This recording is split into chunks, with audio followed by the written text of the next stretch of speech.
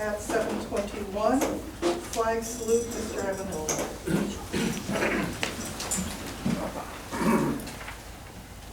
I pledge allegiance to the flag of the United States of America and to the republic for which it stands, one nation, under God, indivisible, with liberty and justice for all.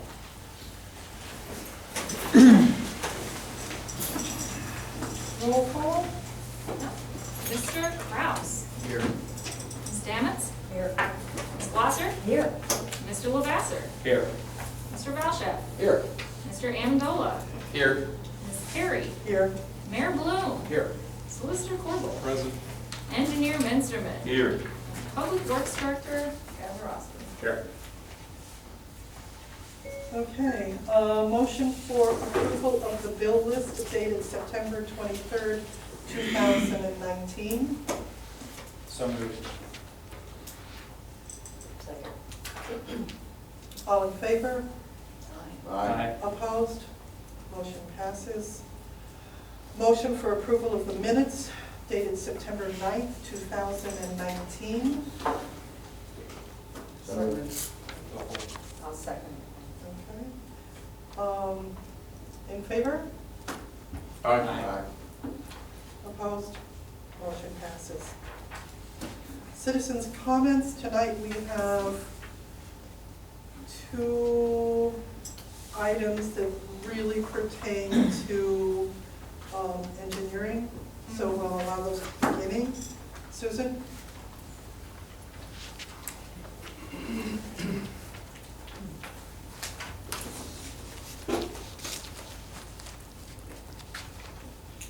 My name is Susan Mucha, M-U-C-H-A. I live at 269 Clearview Avenue. And I'm here to talk about the lack of completion of the Clearview project, storm retention and paving, that was started last year. There were several items that were left unfinished whenever they left last November, and some are still unfinished. And in talking to some neighbors today, there are other problems that I didn't know about before tonight that I will also make you aware of. There are 3 main areas: trees, the top of the Clearview Avenue Trail, which abuts Clearview Avenue, which was ripped up for the paving last year, and the apron that was put in front of 211 Clearview Avenue to be the demarcation between the paved area and the brick area. Let's start with that one. On the 211 house side, I was talking to the people who live at 211, and she said, oh yeah, and since they put that in, we always get a pool of water there and we can't park, so it's probably going to be all icy in the winter. So the bricks haven't been relayed properly on that side, on the house side of Clearview Avenue by the apron. On the far side, the park side of the street, part of the apron is already beaten up because the bricks were laid below. And if you drive over it over there, you bump from the bricks up onto the apron. And that's where the engineering company used to set all their trucks. So those bricks need to be raised to meet the level of the apron, or the apron needs to be changed, I don't know which, but at any rate, it's not done properly. Today I received an email from RJ concerning some of the trees on Clearview Avenue. And Gateway Engineering had Walter Jurasik, arborist, as their arborist to look at the trees. They looked at the trees from 211 to 227 Clearview Avenue. Unfortunately, the project went all the way down to 277 Clearview Avenue. It may just have been a typo, so there are a lot more trees there that need to be looked at. For the ones that he did look at, In that area, there were 7 that he said needed to have work. I had 9 or 10, so we could figure that out. So that still needs to be done. When I first started talking to RJ about this a long time ago, she said that according to contracts, the area is supposed to be returned to the before construction condition. We're still waiting for that across the street. There are still piles of rubble, you know, the big grade, I don't know what you call it, the big pieces of construction gravel that they put under the road. Whatever they didn't use, they just threw over there. And the engineer that they had there last year was a very nice guy. He said, don't worry about it, they'll take care of it. Don't worry about it, they'll take care of it. So they are still. Excuse me for a second. I didn't read tonight, but we have a 3-minute. 3-minute limit? Sorry, So, am I over no, it? that's okay, you are, but it's important. So what I want to do is I want to figure out, I understand that you have, there are more issues on your list, and I want to make sure that you get them in front of the engineers and RJ. RJ's let me know that you have some concerns. So, Mr. Minsterman, what would you recommend on the best way to make sure that Ms. Nichols' concerns are addressed? Yes, a listing is always best. So if you can describe, like you're doing now, some of the details and specifics, then we can go to those exact locations. I think did we- that for some of them and gave them to RJ, and she gave them to you guys. And you're saying those weren't corrected? Well, he went So from should we have a 211 to meeting, perhaps? 277. So would maybe the best thing to do, Rick, would be to schedule a meeting? And get out and walk the site? you mean? Right, with, Oh, that's an awesome idea. okay. Okay. So, RJ, will you coordinate Yeah. so that we can get this taken care of? And then we'll make a report back at a future meeting and have you back to let us know how they did. Does that work for you, Susan? The first part of it will work. I'd rather know what they're doing as they're doing it. Oh, so yes, we yes, yes, can but I'm discuss. talking, absolutely. Yeah. Absolutely, but what I'm saying is, when an issue like this is brought up in council and it's on the recording, I'm trying to make sure that people know that things have been resolved and that they just haven't gone. Gone under the carpet? Exactly. All right. So basically, we'll get a meeting going, we'll make sure that progress is happening, that you're informed, and then when we believe it's completed, we'll report back to council and would invite you back to have your say about it. Thank you. All right, thank you. All right, and then we have Rich, oh geez, I can't read the last name. Angros. Angros, thank you. Hello, my name is Richard Angros. I live at 930 Ringgold Street in Pittsburgh. Zip code is 15220. I own 20 Thomas Street on Thomas Street in Crafton. It's an apartment building. A couple years back, you guys put a sewer in over by the Dairy Queen or the Crafton Ice Cream Shop. Ever since the sewer got in there, any heavy rains, my sewer's in the apartment building back up. I have all kind of problems with the sewers backing up in the apartment building ever since that sewer got put in. A year or two later, or about a year later, the sewer broke. They fixed the sewer. I had a lot of problems then, but they fixed it. But when they get them heavy rains, all my sewer's back up in the apartment building. I had the plumber come in. I had the plumber's camera my whole system in that, and he said everything was fine in my system and everything else. And the only thing we could figure out is all the heavy rain with that extra sewer you put in runs into that sewer there. Right. Can either Rob or Mr. Minsterman have anything to say about this? I mean, I don't know how long the situation, you said how long's it been occurring? It's been, they put the sewer in about 2 years ago, Yeah. and then that's when it started really occurring, you know. And then the sewer broke, and they fixed it last year, like maybe it was the beginning of the year, and then a lot of the problem went away. But when I get the heavy rains, Utility? my sewer's back up. Yeah, I mean, the first call I got, a request for, I guess, an investigation was last week. And I went out and looked at it, I surveyed it, checked the lines. Our lines are clear and open.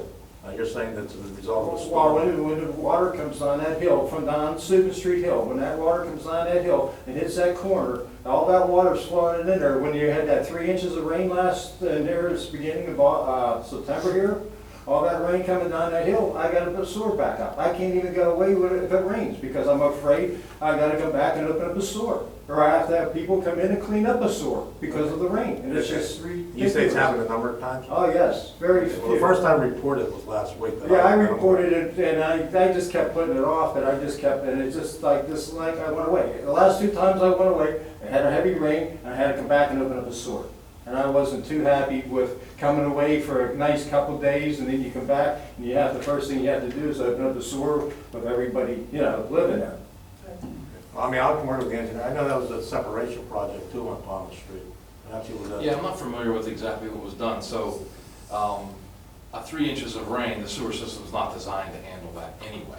Well, Right, so when we get rains like that, that's gonna be the exception, where the system is failed. It isn't even that heavy of a rain. As long as it's like even a heavy downpour, I have a problem. And it shouldn't be, when the guy put the sewer in, I talked to the guy when he put the sewer in, and he says, that should not have any problems with your sewer at all. Because back in the day, when they were there working, because we owned the property right across the street too, 36 West Steuben Street. And I talked to him about that, because I don't want them to affect that sewer there on that house there. Who did you talk to? Did you The say- guy who was doing the work. The plumber. we can- Crafton? that was a Hold catch on, basin. hold on, That was a hold catch on. basin installed at the corner of Steuben and Palmer Street. Okay. He's referring to. Okay, Philip, you have something to add to this conversation, and then we're gonna Yeah. wrap it up and figure out Just whether so- we need a meeting. So, yes, you do need a meeting and you need to document what you're discussing, but the council just passed this mini grant program for sewer backups. And so that you can have a sewer backflow, or what's it called? Preventer. A backwater valve installed. However, just so you know, if one of those is installed, it's not gonna keep your leader lines from flooding out your basement. All what this is gonna do is prevent a commingled mix of stormwater and sanitary, which is better than having sanitary sewer water in your apartment. You would most likely end up having just fresh water from your downspouts. So just so you know, there is a solution, but it's not gonna completely mitigate flooding. And so Alcoasand is well aware of this backups, and I believe this line is going to be part of the line that's going to be taken over. Part of Steuben line, actually two repairs on Steuben line. There are open cuts that the contractor has on his Yeah, schedule. but isn't this the trunk that, Yes, it is. this trunk line, eventually this trunk line will be maintained by Alcoasand here shortly, over the next few years, so that's something that's going to come up later in the meeting, so you should stay around for the rest of the meeting. So Okay, thank you. basically, again, shall we Yeah. set up a meeting? So, well, I just want to fill in, since we mentioned the backwater, what we call the backflow valve preventer, there are all kinds of words, basically the flow preventer program. So, for example, when we had this reported to the office the other week, that would be considered sort of the first report of an incident. The program criteria, basically the requirements to fit for this mini grant program is once there are 2 reported incidents that you can show there was no sort of obstruction or breakage in your lateral that would have caused it. So if we're not finding anything, except for maybe a heavier water flow in our system, and you're not finding anything and it's documented with that report in your lateral that potentially could have caused a blockage, then we document that as incident 1. After incident 2, you become eligible to basically get 3 quotes from a plumber that meets the Allegheny County certification standards, what you have to do there. And then the borough can help cover the cost, 50% of installing a backflow preventer valve on your lateral. So that is a new program that we just adopted a couple months ago. I think you're technically our first report in it for the first time. So we do have you in the spreadsheet there, and we do have it documented. If you have had somebody either look at your lateral, or if we haven't checked the lateral already, if we could either send engineer, or you, one of your guys. We checked the check it main, out. we checked the main. Check the main, and did we check the lateral to make sure there's no obstruction? No, we didn't, Okay. I mean, the lateral is the property owner's. Right, that's, there's not something that's caused by negligence. Yeah, because I had the guy camera it all, It's I had my fine. plumber Mike come in and camera the whole thing. So when you have that documented. Yeah, please just send that to us and we'll keep that on file. So as part you'll of the make program. sure that the right people talk to the right people, so Yeah, why don't your we, concern gets addressed. are you gonna stick around till the end of the meeting? Yeah, we'll be there. If you just, well, I'll get your contact information for you. Okay, all right, thank you. All right, thank you.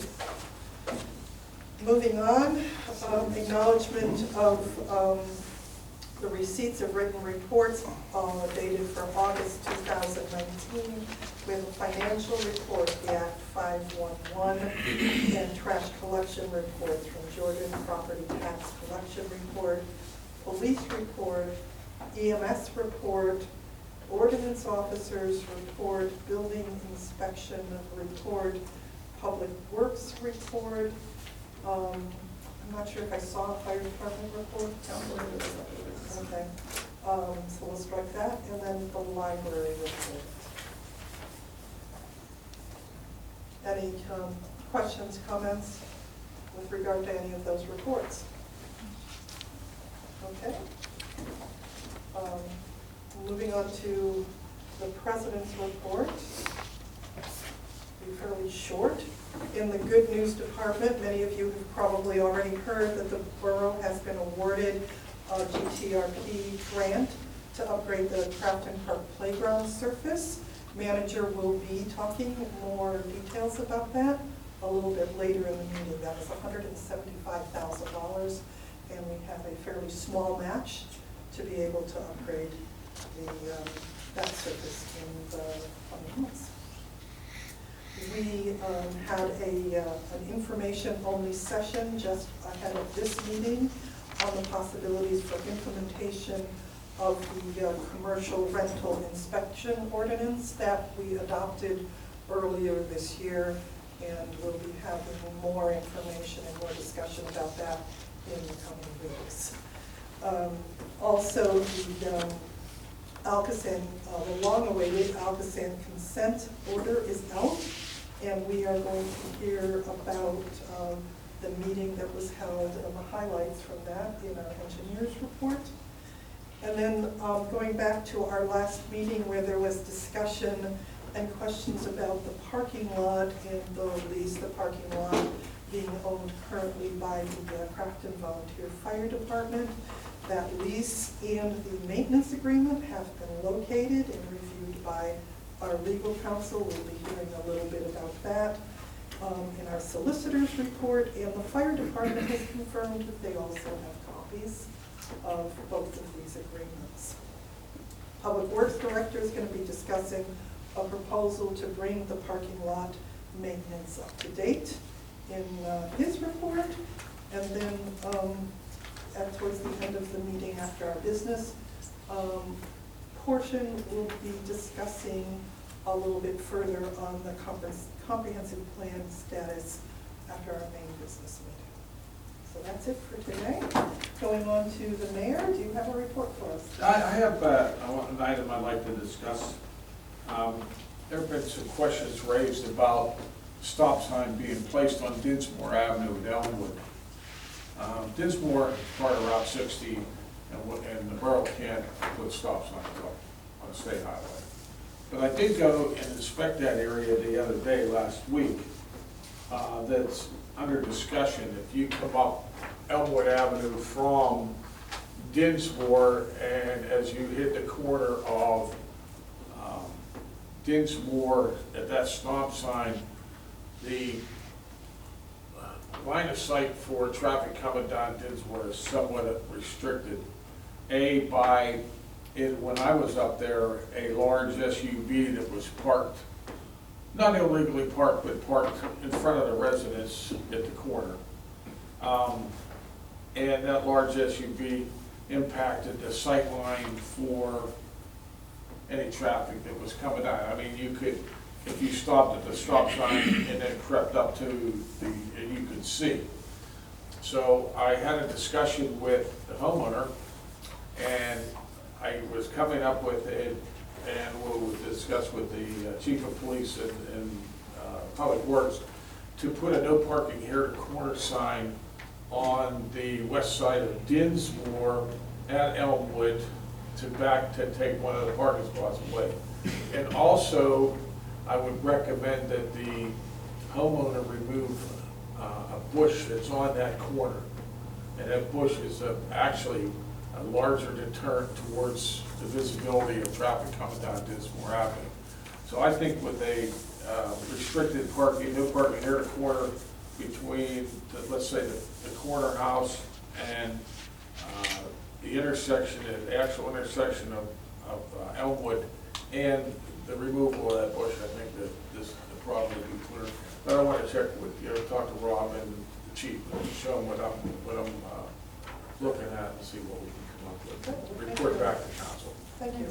Anything else? Nope, that's all. Okay. Moving on to the engineer. Thank you, Madam President. A couple items. We spoke about Clearview already. Another item that is new and not on the report is the Church Street ADA ramps at the bottom of Church Street with Steuben Street. There's a series of 2 ADA handicap ramps. There's also 2, they call Pittsburgh style inlets, where there's just an opening between the road and the curb. Those are older style inlets. When we have the opportunity, we replace those with the standard inlet that the water comes along the curb and then it is intercepted and dropped into the inlet instead of the style that's here. So this whole area, which is just sort of around the curve, around the corner, was requested to look at that to see what it would take from a construction standpoint to redo that sidewalk and the curb, the 2 inlets and the 2 ADA ramps. There's 2 utility poles there, so there's a little bit of effort that needs to be looked at. We'd like to just take some shots too, survey-wise, because the one sidewalk comes in at a steep slope and then there's a dip and it ponds water. So we took a look at what all that would take to replace, and it looks to be about $35,000 or $36,000 as a conceptual cost estimate to do that, and that's the construction cost. So anyway, that's something that I know that council was interested in evaluating that. So that's some information I wanted to provide. Also, as it relates to what's known as Church Street, our traffic engineer was taking just a cursory look at that intersection at the top of the hill there, and I know there's just a few issues that he saw that may be able to improve some of the sight distances when you're at stop signs trying to proceed through that large sort of awkward intersection. So he'll be finishing up his effort on that. Also, he looked at just turning on to the street, and is there any possibility for designated parking coming up or down the hill? But the road is a specific width. I think it's 25 feet wide. It's not enough to designate a specific parking area and then to have 2 lanes of free-flowing traffic. But we do understand that, I guess, on Sundays, that they do park on that one side of the street, and the cars are able to maneuver up and down, although gingerly, to say the least. That it does work, during that period. However, it's awkward. So the reality is you can't. There isn't really a construction project. It's limited by sort of immovable features that won't allow you to widen the road without a significant cost. And then designated parking area isn't available either, just because of the width. So I think in that scenario, it's sort of at council's will if you choose to designate no parking, maybe to shrink the area of parking to help the turning when you come up or down that road. So anyway, he'll summarize that information and present that in just a little memo report to the manager. Okay, next is the paving programs. The 2018 paving program is wrapped up, and I believe that's recommended for payment, and the maintenance bond has been issued, so that's finally complete. Also, for the new paving program, 2019 program, Melee is the contractor. We've seen their company in several municipalities that Gateway represents, and they are behind in all of the municipalities. In most cases, they're well beyond their completion date, although in Crafton's case, the completion date is October 9th. So technically, they still have the ability to make that. Now, we did get a an email from them just recently saying that they were making an effort to get to Crafton on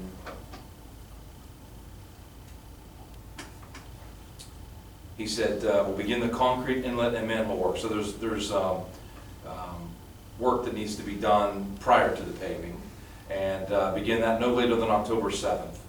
And he said it will take approximately 2 weeks to complete the project.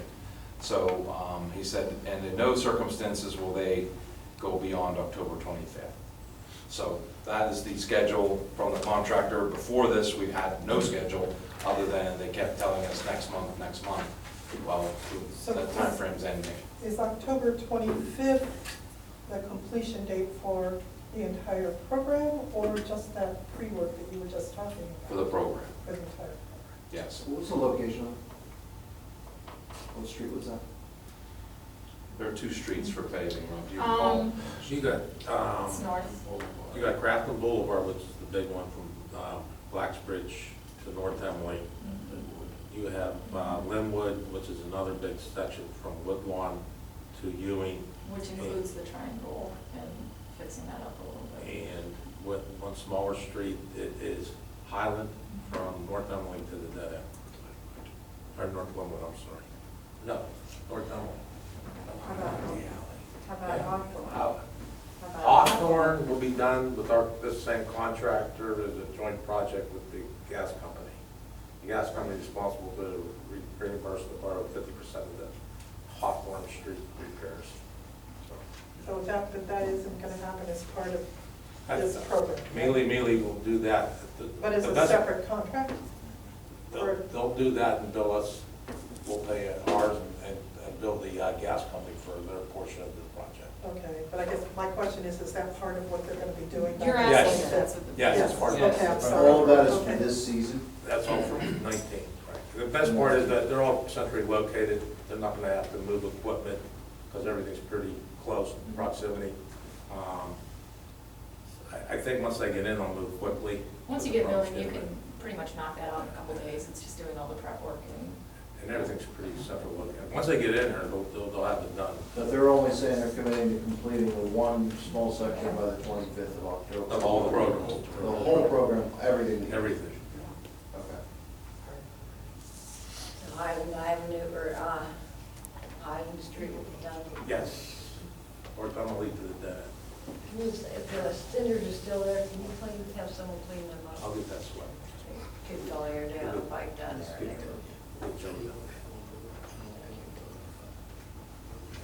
Okay, so the last item is, as was mentioned, the Allegheny County consent order. And what that means, this order, there was an original consent decree, and this is a revision to that decree. And this order has been negotiated for 10 years, I think they've been working on this order. And finally, and this is with the Alcosan, where most of the municipalities in the area discharge sewage to the Alcosan Authority.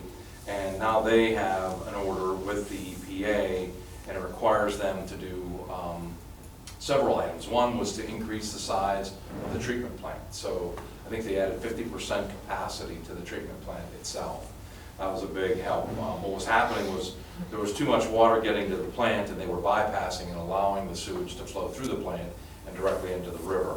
That was a pretty common approach, so that the treatment plant wasn't flooded. So that's, the plant itself has taken on a substantial increase in size. In addition, the other areas of contamination are when the sewers, the large interceptor sewers that are traveling to the Alcosan treatment plant, those become overwhelmed, and they have relief overflow valves that when the sewers fill, then the sewage comes out into the streams. So there's many sources of pollution, and so this order was to mitigate those. So specifically as it relates to the large diameter sanitary sewers, and in many municipalities there are also large diameter sanitary sewers, they were required to take on an approach to begin to regionalize, which means to not have 83 municipalities own and operate large multi-municipal sewers. So they're being required, and they have already started this process. You heard about it tonight, that Alcosan was going to take over the sewer line along 60, and that would then result in them managing and operating those sewers, paying the televising and the repairs and the capacity issues that will occur there. So they call it regionalization. They're expecting to take on approximately 200 more miles of sanitary sewer by January of 2020. So they have another year. They've already identified the sewers that are going to be taken over by them. They've assessed them. You heard Rob mention about making some repairs on that line, and that's because Alcosan televised the lines, and then they come back and said, before we could take it over, these are the repairs that need to be made. So regionalization was a big part of their requirement. Also, another major part of their agreement is what's known as source reduction. And the term source refers to what is the source of the flow in the pipe. Is it sewage, or is it stormwater, or is it groundwater? So there's different types of flow. Stormwater and groundwater are illegal. They shouldn't be in separate sanitary sewer lines. Now, Crafton has a combined system, so it was specifically designed to take both sanitary and storm sewers. So in lieu of the term source reduction, they have a percent capture requirement, which means they're required to capture 85% of the water that hits the drainage area in Crafton. And so what's normally happening in communities that have trouble with this, they're capturing less, which means those overflows are activating, and the sewage and stormwater are being relieved from the system. Just like Alcosan has their overflows, combined systems have permanent overflows as well. So the idea is you have a permit to discharge, but what's happening, most of the combined systems are discharging too often and too much volume. So they're requiring that the combined systems be held to a percent capture, and the separate sanitary sewer systems be held to a specific target. How much flow are they allowed to discharge over a year to the treatment plant? So they'll be required to reduce their illegal sources of flow. In their case, it's any kind of stormwater or groundwater that's leaking into their system. So Alcosan is required to make a legally binding municipal source reduction agreement with each of the customer communities. And they have till 2025 to do that. So we can anticipate an agreement with Alcosan to specifically designate what the elimination efforts of our water is as well. Either our pipes have to get bigger to discharge, or we have to stop the water from getting into the piping, because essentially too much is getting in the pipes and then it's discharging and it's affecting our percent capture. So that's a second large impact that order will have. At least we have some time, though, in many cases to try to get an agreement together, make it affordable, spread it over time, as time is the best way to afford something that's expensive. And so we'll be working with Alcosan on that. Another item that they made clear is that they are having rate increases, and they're talking about a 10% rate increase every year for several years. So that hasn't been designed, or I should say determined yet. But the price tag for them is $2 billion. $2 billion is the amount of effort they're going to put into this, and all the customers that discharge to Alcosan will share in that cost. Lastly, they wanted to make a note that flooding, although it's an increasing problem, is not part of this order. So the order isn't to reduce flooding. Flooding is related more to surface water and control, and this is related to treatment and transport of sewage, not stormwater, not flood waters. So although the example we heard tonight about someone being flooded into a basement, that's not the type of flooding they're talking about. We're talking about overland flooding when too much water hits the surface and it will flow to low areas and not be able to discharge fast enough into inlets or whatever. So they just made a point to say This is not an order to reduce flooding. So, as you can imagine, I think this is a 400 or 500 page document. There are lots and lots of details and timeframes and such. But that's just a brief overview of some of the key points that we'll be learning a lot more about in the days to come. All right, and then we get a monthly update, and I noticed that we have many projects Yeah. that you're working on, close to 20, I think, that you will give us some updates on. And is there anything of note in that report that should come to council's attention? Nothing that's out of the ordinary, nothing we haven't predicted, other than, you know, them having to actually enter into a binding agreement to reduce flows. That's interesting, that's new. I think what we thought was that the municipalities will get their own consent order. Like Alcoasand has an order with the EPA, the municipalities will each get their own order with either EPA or the DEP. So my thought was that the legally binding aspect would come from that order, not necessarily from Alcoasand. I'm not even sure what elements of enforcement Alcoasand has, you know, so that's curious. Other than penalizing you financially, not sure what they can do, but obviously the DEP and the regulators can do You'll a be lot more. keeping us up to date. Yes, as this unfolds and as we learn more about it, we haven't even seen the agreement. I mean, the meeting was just last Thursday when they unveiled, you know, sort of a 30,000 foot view of it. I'm not sure if they even handed the Yeah. agreements out. Actually, Councilwoman Dammit and I attended the meeting. So with regards to enforcement, it's going to be a tiered approach. So our enforcement mechanism is going to be with DEP. So DEP is going to be requiring Alcoasand to work with municipalities. If we're out of compliance, you know, basically the regulatory watchdog there is going to be DEP. At the next level, Alcoasand is going to have to comply with the U.S. Department of Justice, the U.S. EPA, the Allegheny County Health Department, and the PADEP.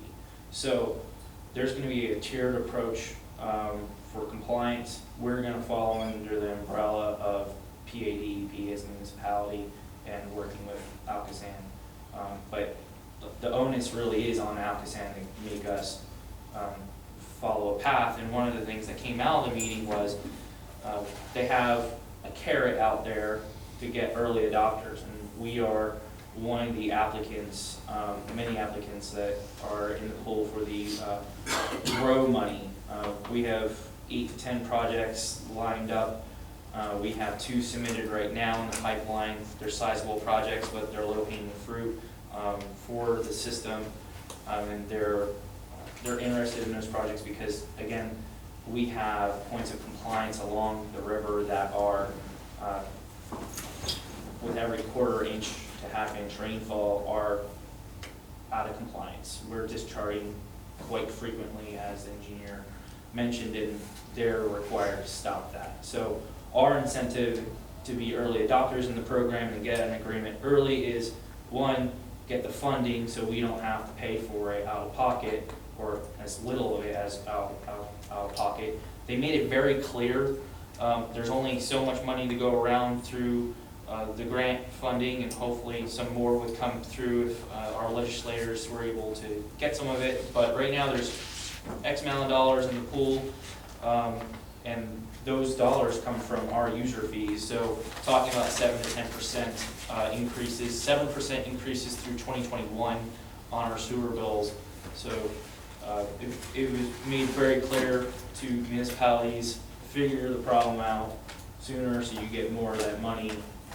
And if you aren't lucky to get the money, you're going to still have to figure out how to apply. And they made it abundantly clear that PennVest loans are a way to go about that, and there's other mechanisms, and they have a financial person that's going to be working with the municipalities, and they're going to be making it on ability to pay as a metric. So there is going to be assistance for all types of municipalities, depending on what your demographic is, you know, because they know that they have to make this affordable. They can't bankrupt the municipalities. You know, that's not the goal here, and that's why they have through 2036 on the plan. It was supposed to be through 26, so with the negotiations that were engaged by Alcoasand and our county officials, they were able to give us a little more breathing room. But overall, you know, the plan, it was renamed from the wet weather plan to the clean water plan. They want to make it abundantly clear. This is about clean water and about stopping the discharges. One of the things that came out of the conversation the director of Alcoasand gave was, the rivers look fine, but they're not fine. There's high levels of different pollutants, and it's coming up in the testing, and EPA wants it fixed under the Clean Water Act. It's not 1910 anymore, and we have to work together to get the problem solved. It's not just Crafton, it's, you know, a number of other municipalities. So that's my takeaway from the meeting. I don't know if Ms. Dammons has anything to add. No, it was interesting. And I think this was cost would be about 47 a month, increase somewhere in that area. They said that it was, the average ratepayer is gonna be, you know, depending on 12,000, I think it's 12,000 gallons a month is gonna be paying that. Which, just FYI, our Crafton average is about closer to 4,000, so they probably overshot, at least for the Yeah. whole system average, but that's about how much a Crafton user has on their bills, 12 a is for third the of that. quarter. 12 is for So Oh, for the quarter, okay, so that's They go right on the, quarter. right on the nose for a Right. quarter then. Yes. Oh, we're talking monthly. Sorry. Yeah, so at any rate, so yeah, there's significant increases. I mean, part of it, what the Borough of Crafton, you know, takes in, and that's another thing through this agreement with the trunk line. As soon as the solicitor gets that agreement from Alcoasand, they said the sooner that we are able to make these minimum repairs and that they can take over, we still get the bill for the system, so we're not going to be losing our part of the billing process. So meaning our revenues aren't going to change, which is nice, I think, because But we'll have less that we're responsible for. right, less, correct. Yeah. Right, and I believe that several of the repairs that are required for us to pass over the trunk line, the Steuben Street trunk line to Alcoasand, were included in our O&M contracts this year, Yeah. since our watershed's coming up on that first. Yeah. All right, Thank well, you. thank you. Thank you. Rob, Public Works, do you have anything you'd like to discuss? Just an update for everybody. I've got a few requests that have been put on the back burner until we finish the paving program, which would have been completed Friday. Unfortunately, the filter system for the hydraulic fluid, a little gasket like this big, blue, and I have one ordered to come in Wednesday. We'll complete the paving program, we'll get caught up on some other maintenance issues that were requests for service and backlog. So we'll be jumping on those as soon as we get done with the paving program. And could you just elaborate real quick the difference between the road program and the paving program for this year? The road program, Just so nobody's confused. road program is the contracted services that the borough uses through the engineer. I keep saying road paving program. We were able to purchase, with council's approval, a paver this year. We did 3 alleys that we actually put into asked for quotes to see if we could have done them with the contractor. I think the estimated cost for those 3 locations, these are off of, we actually run from Dinsmore, across McMudd up to the dead ends. There's three different alleys, Pine, Orange, and Nancy. Pine could be is considered a different name, but by different people. But it's Pine, Nancy, Orange Alley. The estimated cost to reconstruct the streets, I think, was $308,000, which was actually wasn't affordable for the borough. But these are all locations where people have off-street parking. Actually will help us during snow removal, and I guess for the residents to get these cars off the street, back into the alleys, into the parking locations there. But I haven't got the calculated cost, but I'll report back to the council when I get it completed. The cost the borough for the asphalt, not doing estimate cost for our labor, and I'm gonna believe that it was a real major cost saving. We actually were able to do and enhance the road program with the in-house paving program. And essentially, the paper that we bought the last time, we had agreed to put the old one on municipal, which that got, what, about 5,000 when we sold it? It was about $4,600 Yeah, for that. so essentially, we acquired the new paper for $6,000, and that plus the cost of the materials is gonna shake out to be the cost of paving these alleys in-house, correct? That paper paid for itself, just in the one season.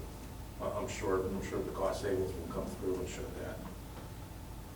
Want to talk about parking lot? I'll Yeah. leave it. Oh, okay. Yeah, go ahead. So we'll jump in. Unfortunately, I wasn't here at the last meeting, but I heard there were some questions about the parking lot, paving, sealing, enhancements and improvements. I wasn't clear, I know we have done things, we do snow removal and some maintenance, landscaping maintenance. I wasn't really clear if it was our responsibility, fire departments, but when we were asked to do something, we do it because we're all Crafton Borough. But the parking lot, I went out and got some quotes for the parking lot to be sealed and striped, to actually, it'll look like a new parking lot. Any structural repairs, like I said, that we'll do in-house, if there's any patching that needs done, we will do that. To have it sealed and striped, I had two quotes from two different contractors. One was for $6,100, and one was for $7,358. I also took the liberty to find out how we could do it in-house, how much the material would cost for us to do it, and rent the equipment to actually do the spraying. I didn't get the line striping, but that's something we can also do in-house, given the time. I mean, this time of year, we're not able to do it. The cost for the material is approximately $1,697. So that would, for us to rent the equipment and buy the material and seal it, that's what it would cost us if we could do it. I think it'd be something we do in 2020, we can budget and plan for. It's something that I think we could either decide to go contractor or something that we can schedule in-house and try to get that completed next year. So then, with a contractor, that wouldn't be able to be done yet this season? The contractor stipulated it have to be done before the end of September. So time is of the essence, and it would be something the decision council would have to make right away before it would authorize a contractor to move forward with the sealing of the line striping. How long do you think it would take the crew? We would have to do it over a weekend, we'd have to do it Saturday, we'd have to move it Sunday, we'd have to do it obviously when the lot wasn't being used. So it would be a weekend with overtime for the guys and when less vehicles are there. So it would probably be going on a Saturday, maybe part of a Sunday. All right, well, thank you for that information. I think that that'll fold into what the solicitor is going to tell us about the lease and the maintenance agreement, since those were in question. And then in our discussion portion, we can certainly take it up and have a little more discussion about this. All right. Did you have anything else, Rob? No. All right, so let's move on to the solicitor. Thank you. President Perry asked me to take a look at these documents that are related to the park and ride lot. There are 3 documents. There's one it should be in your shared drive, right? Right. So there's one entitled ground lease, one entitled lease agreement, and a third entitled maintenance agreement. I'm going to talk about them in that order. The ground lease document is a lease between the borough and the fire department, Crafton Volunteer Fire Department, where the borough is leasing property to the fire department to make up the park and ride lot. So the area that is covered by this ground lease, if everybody can envision the wall along Crone and the parking lot at the one end, there's a concrete path right along the wall there in the parking lot area. That is what was leased, as well as a triangular portion that appears to fill the area where you can turn out on Station Street. And that was leased by the borough to the fire department, so it coincides with the Port Authority lease, 29 years and 11 months. The lease is dated September 27th, 2000. So depending on when the park and ride lot went online, you have 29 years and 11 months from then. And in the lease, which I'll talk about in a second, there was contemplation of a time where there would be improvements made before the lot was opened for business, if you will. So you're looking at somewhere in 2029, 2030 before the lease expires. This is the ground lease with the borough and the fire department. The next agreement is the lease between the fire department, Crafton Volunteer Fire Department, and the Port Authority. It's also a 29-year, 11-month lease, and it's dated September 29th, 2000, so 2 days after the other lease. This is for use of the remainder of the lot behind the borough building, all the way from the entrance by the library over to the concrete area by the wall of the Crown. The entire area is included in this lease. Again, it's a 29-year, 11-month lease. It was, the compensation for that was $1.5 million paid in a lump sum to the fire department, and it's guaranteeing 106 parking spaces to the Port Authority for park and ride. And you may be wondering, why is it 29 years and 11 months? And that's because under the law, at 30 years, if you lease a property for 30 years, it's considered a transfer of property, and there's a transfer tax event. So this is a way the lawyers use to evade taxes on your behalf. And then lastly, there is a maintenance. Steve, Yes. the ground lease, what money was involved with the ground lease? It doesn't appear to be any. Was it $1, I think? Yeah, it was just minimal. It was basically, the borough was helping the fire department out, it appears, in order to provide the 106 spots. Because there are parking spots along that concrete area next to the Crown wall. And then lastly, there's a maintenance agreement between the fire department and the borough. This is dated August 22nd, 2013. And it was adopted at Council's August 12th, 2013 meeting. In this agreement, the borough agreed to split the cost of maintenance in the parking lot, the park and ride lot, where we will share costs equally for paving, sealing, or striping the parking lot. And the borough will provide snow removal, salting, tree trimming, weeding, and mulching of the lot at no cost to the volunteer fire department. And in return, the borough is permitted to use the parking spots that are demarcated down in the parking lot. So there, as you know, there are many spots in the row immediately adjacent to the building that are marked, as well as for other borough tenants elsewhere in the lot. And so that's sort of the 36,000 foot view. And then I might add that I had a conversation with Fire Chief Mike Crown late last week about this. And, you know, because it seemed like nobody really knew what was going on. And he alluded to a number of years ago that the municipality declined to participate in that maintenance portion for striping and sealing because of finances, and it fell by the wayside. And that evidently happened prior to the time Rob was here, or our longer serving members of council. So there's no actual memory of that. There's nothing that we can find in any of the meeting minutes. So one of the things that maybe when we have this discussion a little bit later in the meeting, that we might consider that if that's the fact, perhaps the borough might take on the responsibility to get that maintenance back on track. But, excuse me, but isn't it now the fire department and the borough are splitting that, from what I understand? That's contract? right, but what I'm saying is that the fire chief indicated that a number of years ago. Right, I The remember that. borough, declined. Right. So it has fallen off the wayside. So we can have more discussion in our discussion meeting about how we might want to address that. Did you have anything else? No, that's the end of my report. All right. So the assignment of the parking spaces, how is that determined?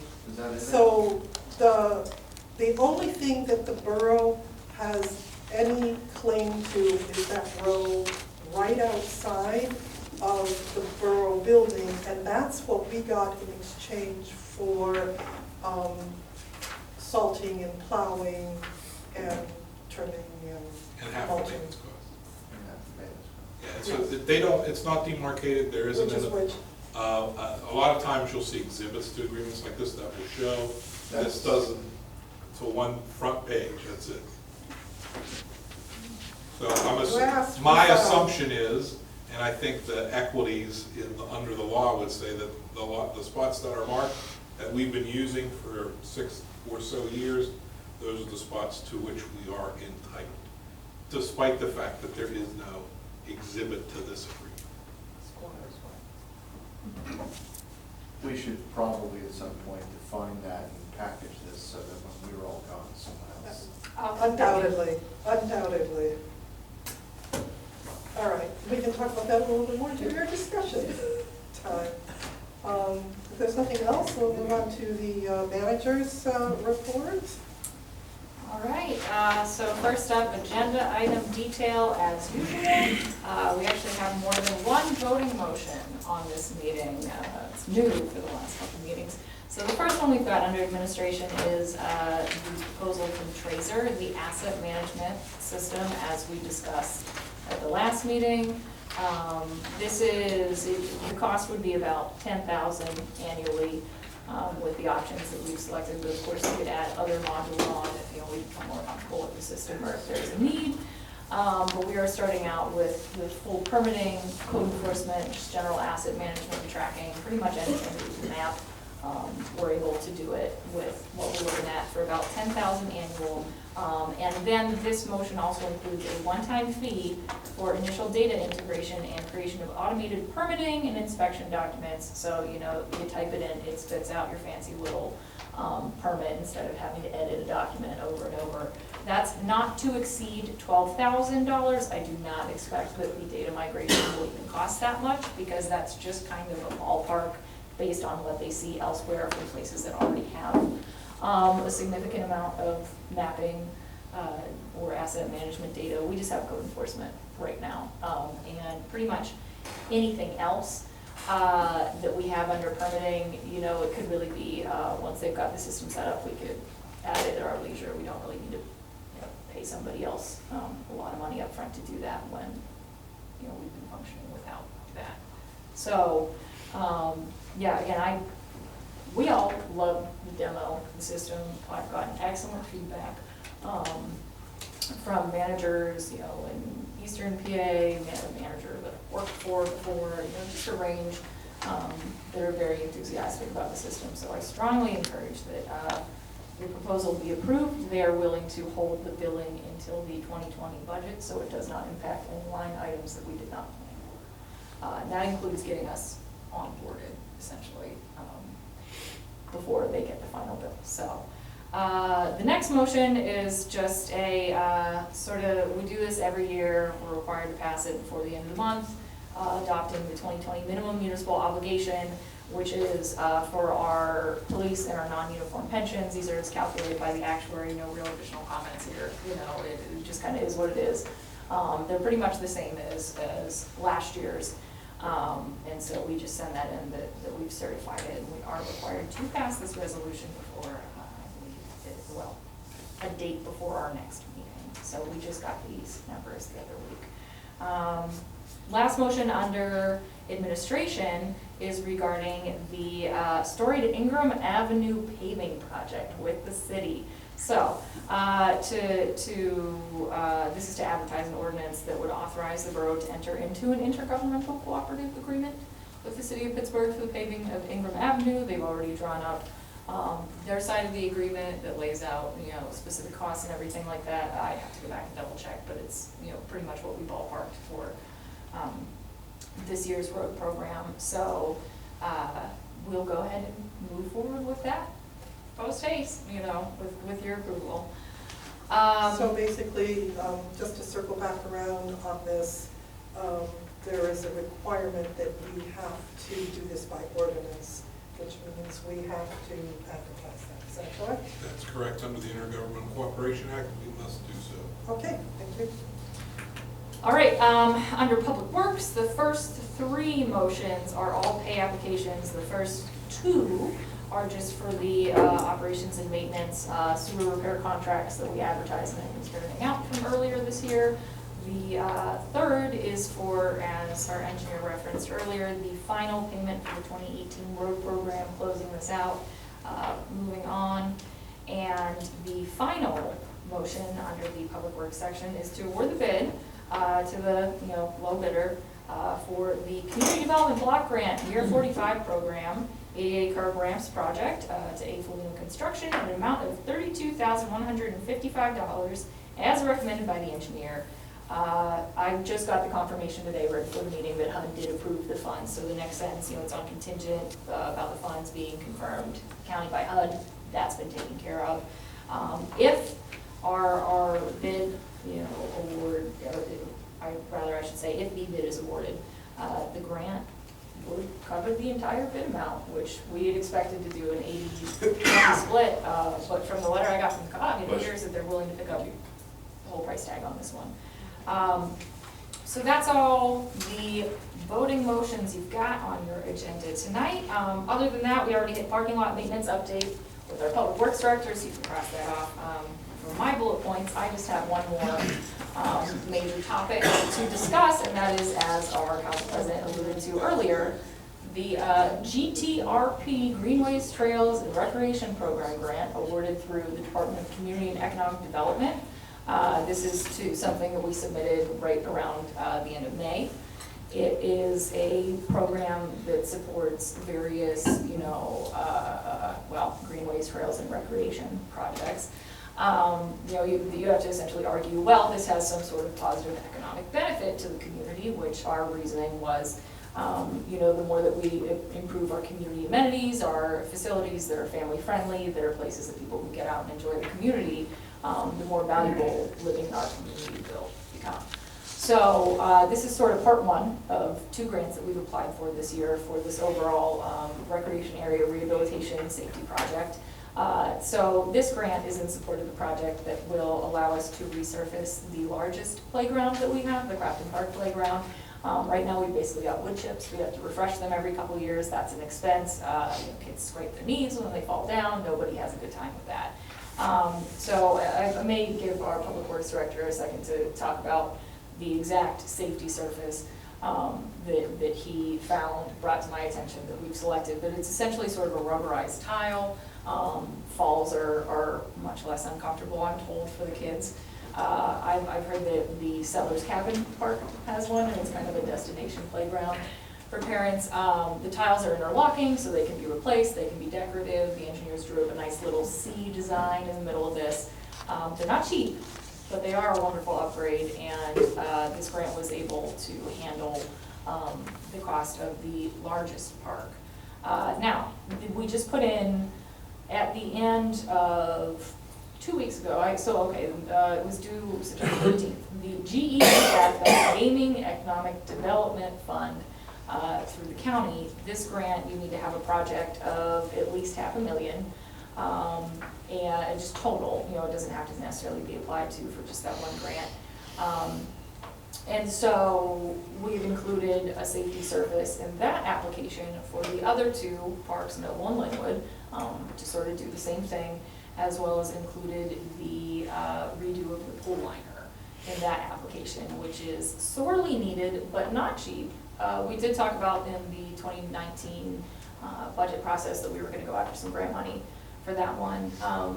The safety surface for Crafton Park was a bigger get with this grant that had a really excellent potential match. We ended up splitting it about 75-25, which is a great award. It was $175,000 from the Commonwealth Financing Authority, which is the authority that awards the GTRP grant as well as most of the state grants at that level.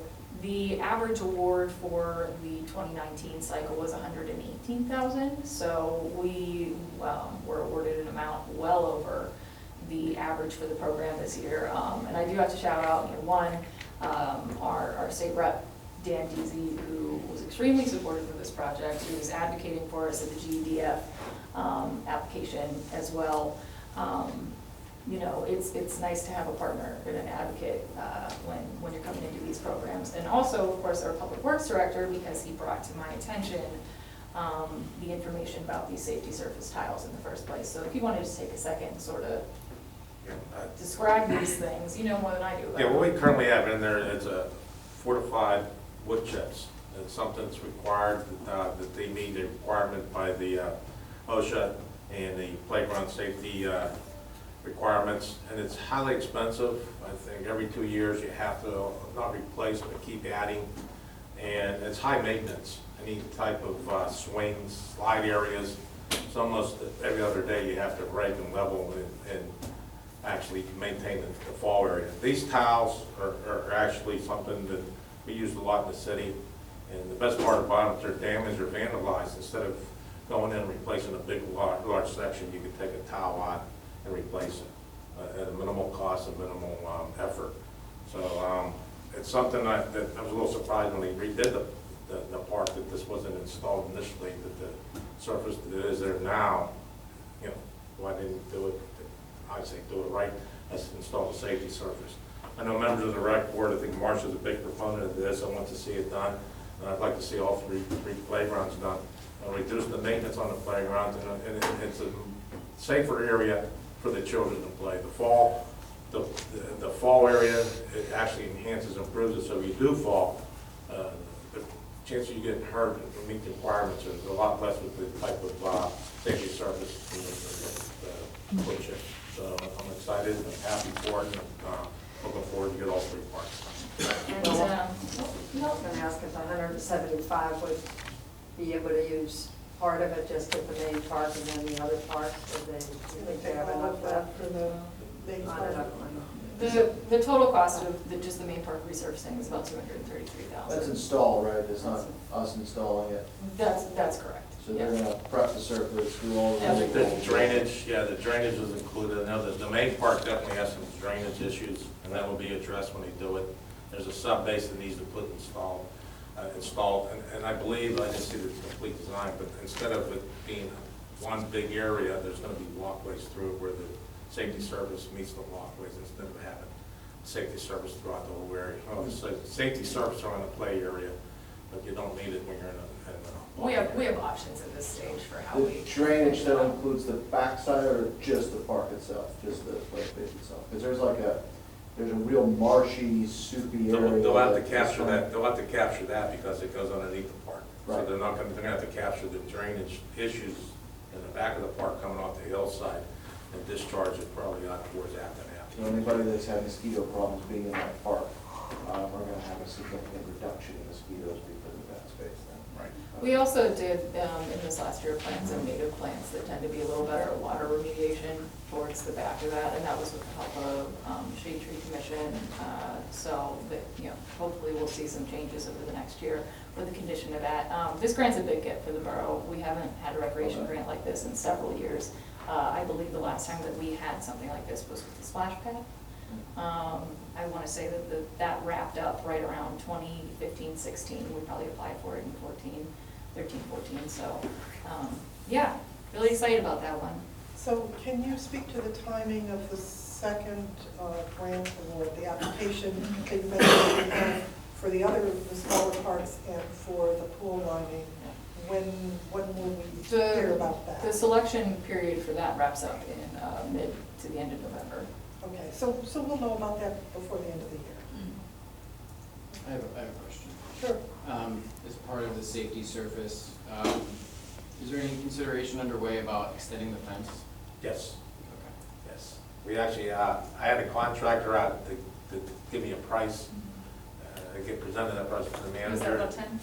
Yeah, I think it was about 10,000-13,000 to actually meet and gate it. It's not going to be open near the parking lot area. Some concerns there, so it's actually included the combination of the existing style fence that's there now, the wooded picket fence, and also some 4-foot regular fencing with a gate. Chain link fencing? Chain link fencing, yeah. towards the parking lot area, so. That would be separate from the actual year though, because with just the safety surface installation, we were pretty much bumping up on the max. But I mean, you know, compared to $250,000 project, throwing on an extra 10, you know, that's something the council could choose to budget for at this point. We did add. And hopefully look at something more attractive if that's been a theme of the. There are options, you know, we have Well, time. the whole play area would be, have the same picket stop fence that's partially there now, that would have been completed and finished. The area around the parking lot would have a regular chain link fence style, 4 foot. You could put slats, but I think there's options to do that, to upgrade that. We're gonna have a maintenance gate installed too, so we have to go in there and do things, and you have access to it, so. And the GEDF application does include also redoing the fence around Noble Park. So that will be included, assuming that we get that sort of part 2 grant application. Anything else? Any other questions? And before we go to ordering a closed liner, can we get a hold of the company that put it in, because it's about 20 years old?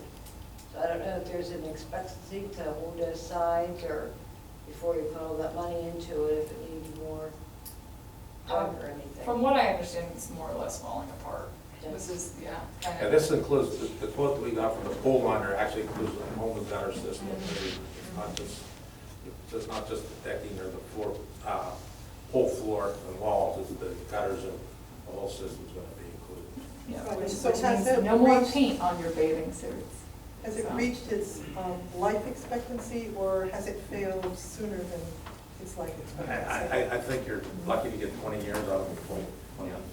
Because I think that's what your Yeah, question I was gonna is. say, if it's gonna fall apart next year, it's not by a liner. Well, there's some issues with it now that need, actually, I think it's time for the new liner. There's some issues with it now, a couple So- leaks and problems, so. So we'll probably be talking about that at the budget time as a backup plan. Is there anything citizens can do to lobby for that grant? Not really. I mean, it's mostly, you know, did you put in a good application? Is the funding there? And do you have legislative support? Yes, and I think that was the other thing, is that DZ's office Right. solicited us and helped with creating that, The plan for the essentially plan what to include. to, and then, you know, showed how we could take the grant that we already had and include that as part of that larger project and consider it as a single project. So we have gotten quite a bit of support for our legislator. Okay. Anything else? Thank you, RJ, for all the hard work, you and your Really staff, done a good job. and Rob and DC and everybody. Thanks very much. That Takes a was, village. Very appreciative. All right, thank you. So shall we move on to the business agenda and see if we can Whizzed through it pretty quick. whiz through very quickly since we've had some good background on it. So moving on to the business agenda under administration, I will entertain a motion to approve the proposal from Tracer for the provision of asset management software, including a one-time fee for initial data integration and the creation of automated permitting and inspection documents at a cost not to exceed $12,000. Is there discussion for this, or just? We have discussion after we have a motion. After a motion is second, there is discussion. Thank you. So moved. Second. All right, discussion. Yeah, so a couple of questions I have is, this is only a portion of the Tracer package. They have many more modules that they want to sell us, and you're starting with the mapping-based areas, correct? Yeah, I think that the others are a little more, we'll see how well we adapt to the system before it's worth taking on another $3,500 worth of cost per year for each of them. One is essentially a fleet management that has GPS in it. We don't really struggle with fleet management because our fleet is small. The other one is a citizen reporting feature, which again, depending on how well the system works out for us, we could include, but we already do have a service request form. And the interns kind of build out a very similar service request platform that just needs a little bit more tweaking to get across the finish line. It exists in our system, so we're taking a look at that again because it might just loop right in. with what we're doing. And each of those modules are about $3,600 a year, so. And our yearly cost will be 10. what you've got, Yeah. so it's 10,000. And this motion is to approve that proposal plus the one-time fee of 12, Up not to- to exceed. But unlikely to be that much.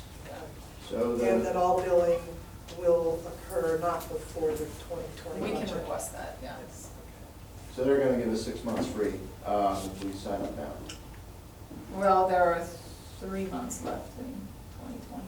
Oh, so it's not gonna go to next year, it's gonna start. But I mean, like, it takes, so Yeah. essentially tomorrow, So- if this is approved, I'll come in and say, hey, guys, we can start building this out. It'll probably take them 6 to 8 weeks Yep. to fully have the system ready to go. We'll essentially get a month free. So our costs are contained to that, but it includes this one-time fee. And 2 questions I have on it. Based off of the other municipalities that you spoke to and your experience with it, and our experience not with it, do we have the capacity to learn the software? Do we need extra training? It's a shame to buy products that you find out you cannot use. So are we going to actually be able to use this quickly, or is there a learning curve Yeah, for it's- other folks? It seems, in a colloquial sense, very dummy-proof. It's essentially just typing stuff into forms that are pre-programmed for you, and they're very flexible with that. I have had feedback from the manager of North Huntington Township, who is a much larger, staff and fleet than us, and he stuck an iPad in every single car. So every guy on the public works force was able to pick it up. Now, of course, that's a much larger startup cost because we need to buy a device, and they're a lot more advanced in the way they used it, the way they built things out with custom reports. Their cost is a little closer to $30 a year because they're really pushing the system. So our demand on code enforcement, we're gonna have mobile friendly, we're gonna reduce paperwork, we're Yep. going to have, so that all is going to be covered by that. There may be some benefits and some ancillary hardware costs for the people who are out in the community so that they can handle these things mobilely when they're seeing them. Right now, code enforcement does have an Remember. iPad, so. And this would mitigate things like, how much did it cost back in 2000X for us to do this, because we'll have all those records in place. So that's the other question. So this is $12,000, not to exceed.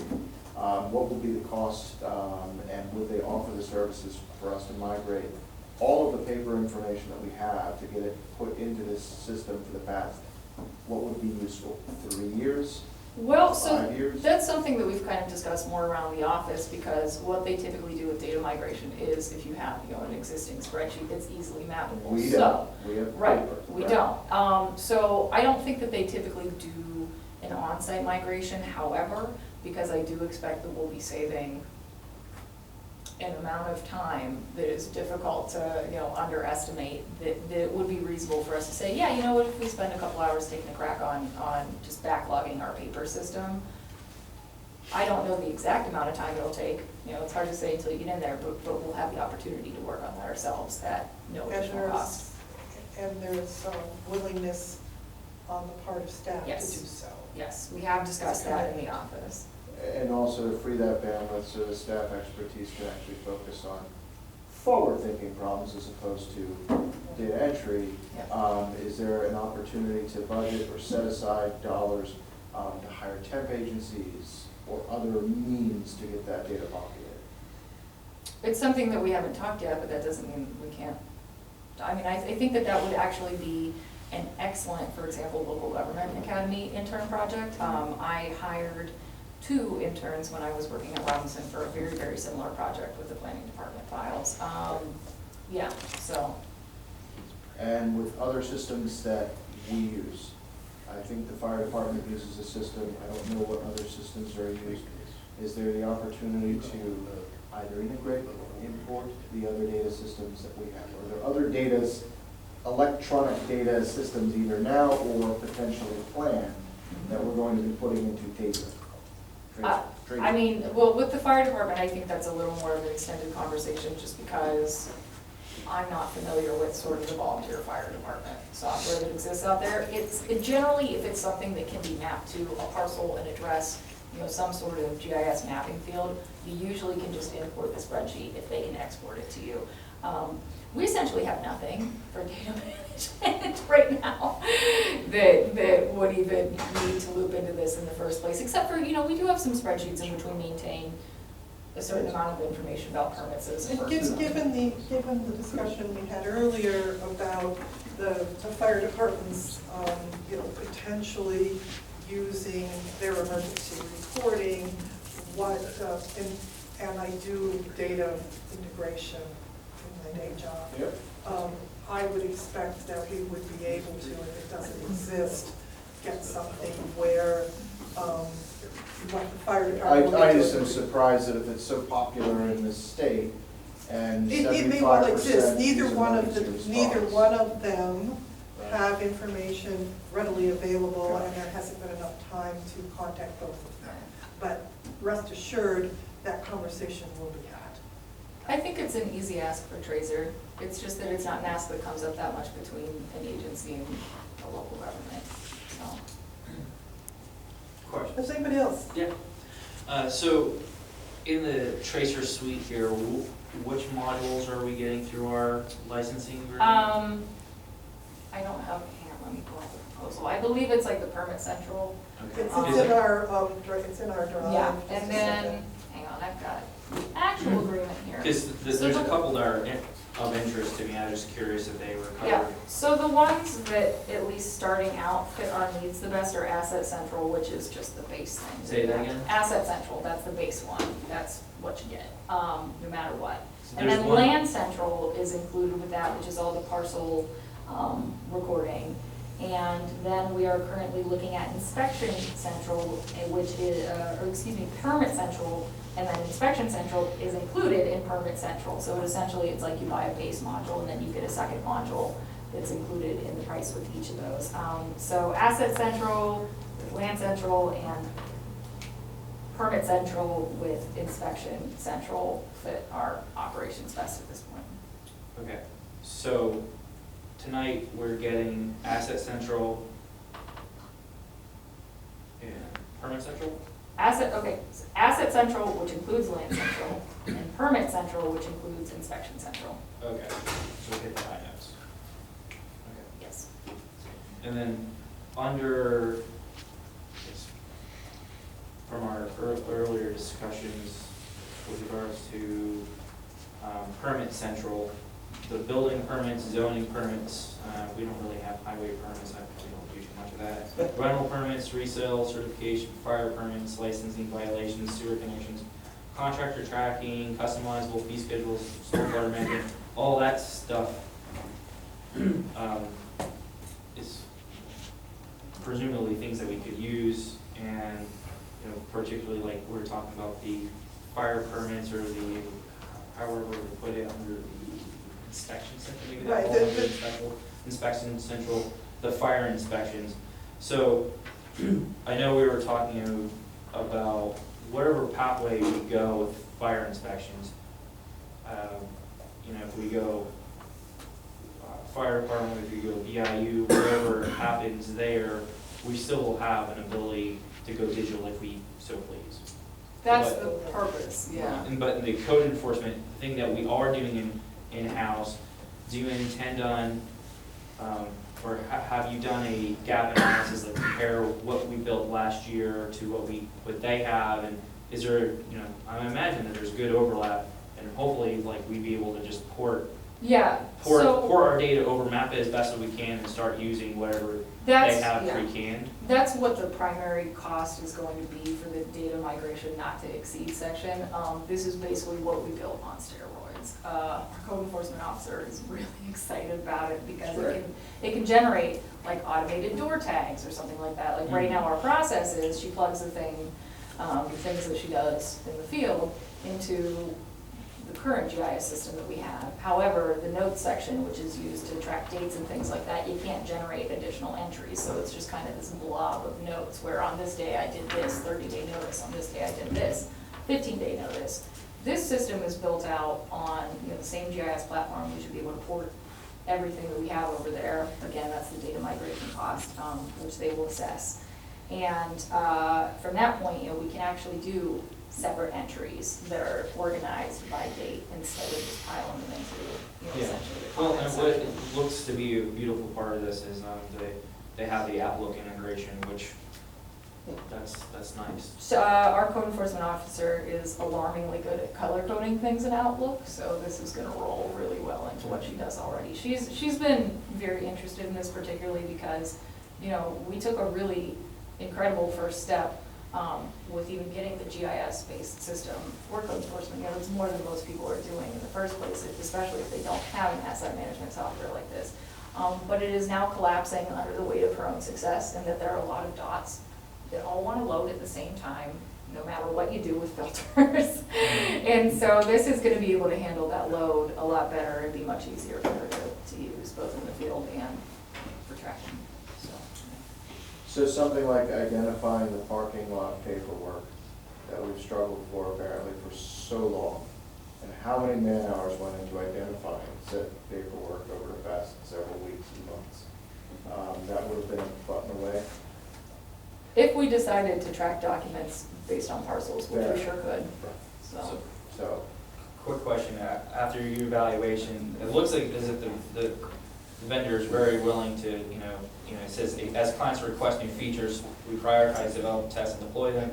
So records management, is that something that you guys discuss, and is that, do they have that already? Is it part of their product roadmap, et cetera? Just sort of curious, like, where that conversation's going, piggybacking off of what Eric was saying. Yeah, so kind of that aspect of it is, to use an example from the way that we've been doing paperwork without a system like this, is, okay, it's justified to laugh, honestly.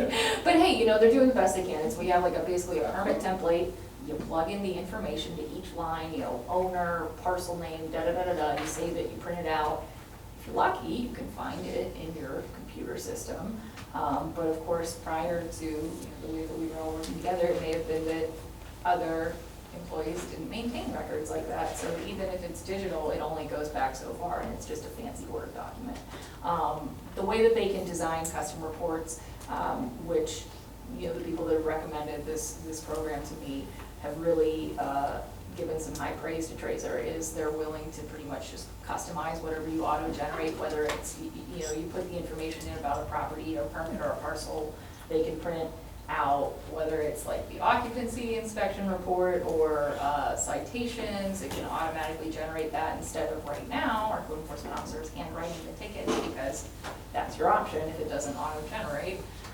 Just all kinds of things like that. They basically, you can attach documents, information, photos, et cetera, to all of these entries and files, and then press a button, and a lot of the work that we're doing manually right now will be automated by their records management system. That's excellent, thank you. Yeah. Okay, anything else, or shall we move on to the vote? Everybody good with their questions? Let's do a roll call on this one. All right, Mr. Kraus? Yes. Ms. Damitz? Yes. Ms. Glasser? Yes. Mr. Lavasser? Yes. Mr. Valchef? yes. Mr. Amendola? Yes. Ms. Perry? Yes. Motion passes unanimously. You have given us all a very lovely early Christmas present at the office today, so thank you for supporting us. All right. A motion to approve resolution 2019-13, adopting the 2020 minimum municipal obligation as prepared by Mockenhop Benefit Corporate Group. So moved. Second, Any discussion, questions? All right, all in favor? Aye. Opposed? Motion passes. Motion to advertise an ordinance authorizing the borough to enter into a cooperative agreement with the city of Pittsburgh for the paving of Ingram Avenue. So moved. second. Any discussion? All in favor? Oh, sorry. Yeah, just, so when's the anticipated pay date? I don't have that exact info from them yet. Do you think it will happen this fall? Yeah. Okay, thanks. Anything else? All in favor? Aye. Opposed? Motion passes. Moving on to Public Works. Motion to approve pay application number 2 for the 2019 O&M sewer repairs, Contract B, lining repairs, project to Insight Pipe Contracting, Incorporated, at an amount of $93,594.62 as recommended by the Borough Engineer. So moved. Second. Discussion? Just discussion, does this qualify as part of what we're trying to map up to with Alcoasand in terms of matching and grants and all that sort of stuff? Is this part of that, or is this a separate project altogether? Well, anything related to operation and maintenance of sewers is related to the new consent orders that are going to be being signed. Anytime a repair is made, it is for, to reduce, it assists in reducing source flow. So yes, any of the operation and maintenance requirements are part of your obligation ultimately for the orders. I think maybe you can help me with the language around this. What I'm talking about is, in order for us to qualify for larger grants or larger pots of money, we have to meet so many matching dollars locally. Is this qualifying towards those matching dollars? Not normally. I think the qualifying dollars or the matching dollars usually specific to the grant itself. This is, anything that's billed as O&M, they're repairs, maintenance operations, things like that, that are essentially set on a 10-year cycle. So we have to televise 10% of our lines every year, and then from the date that we get it, we're required to complete certain repairs like this. And then you come back around 10 years later and do it. So this is kind of a continuance maintenance issue that is through the consent order agreement. This was sort of a phase 1 of what we all had to start doing. But that was my question. So it's Yeah. $193,000. That doesn't help us in terms of what we need to get to in terms of meeting these goals. No, those are separate, yeah. Okay. It's a requirement to be compliant with the. Yep. Any other questions? All in favor? Aye. Opposed? Motion passes. Second motion to approve pay application number 1 for the 2019 O&M sewer repair, Contract A, excavation repairs, project to Roto-Rooter Services Company in the amount of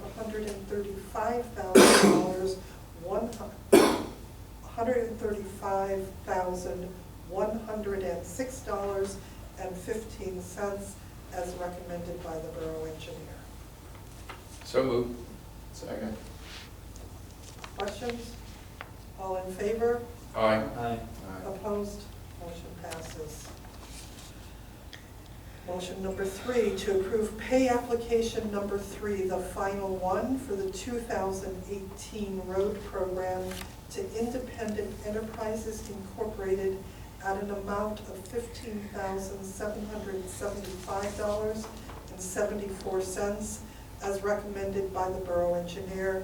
This is the final pay application for this contract and is for release of the retainage held on the 2018 road program contract until completion of all punch list items. So moved. Second. Discussion. Yes? Is this the project that the woman was talking about? No. Is that completed and paid, the one on Clearview? No, there is Okay. still a remaining pay app that we are holding to the punch list on. So we have not gotten a punch list, and she's in good shape. Well, we have a We have a punch punch list. I list, see. but Okay. there may be But things that this need to isn't get added to it. related to that. But it is not related to that. Keep Good going. question. Thank you.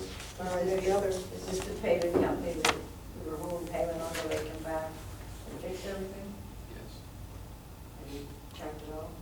Yes, they abandoned 2 streets that were originally on the contract. So we actually encourage that, maybe say, why don't you just move on and clean up what you have here, and then we'll put those streets in future contracts and save the money. They're not getting paid, obviously, for the work that they do. So it was pro rata. Yeah. Yeah, they're paid per unit price items, where ours are going and paving, so they lost that revenue. Okay, any other questions about that?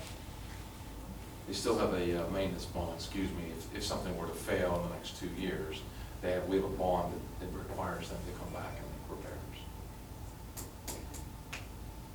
Okay, anything else? All in favor? Aye. Opposed? Motion passes.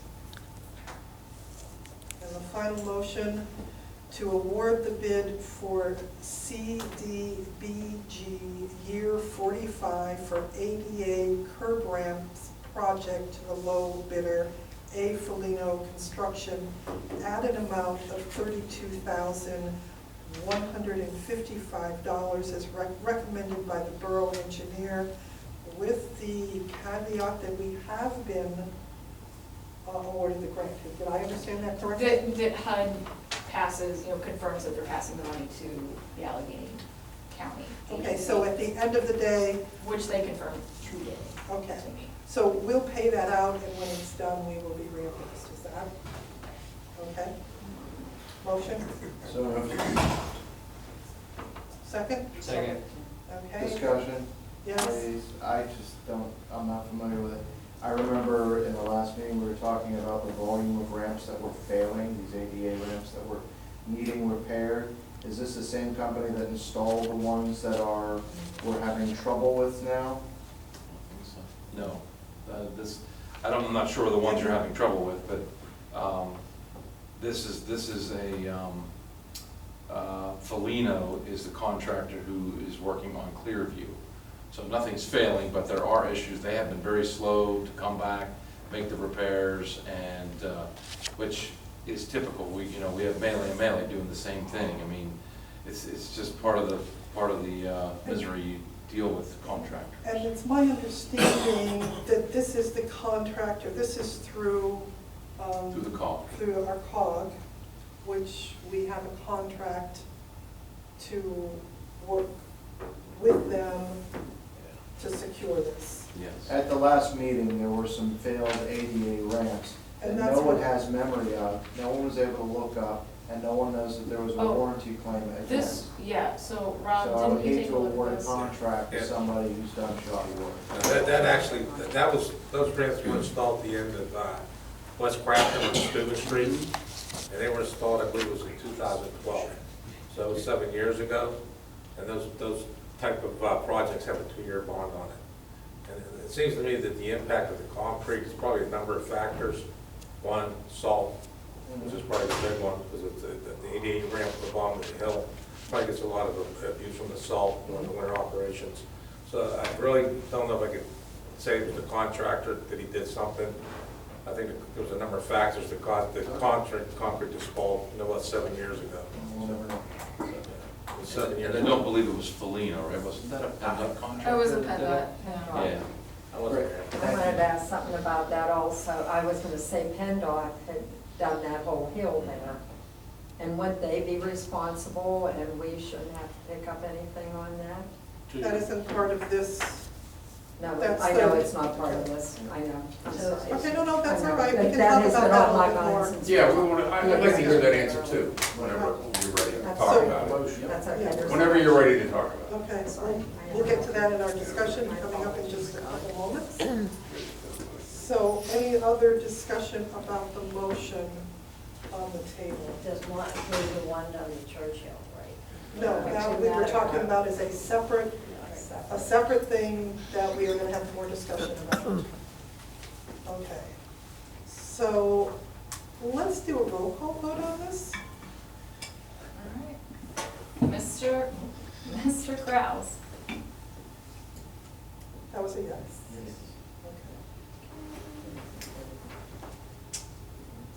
Ms. Damitz, Yes.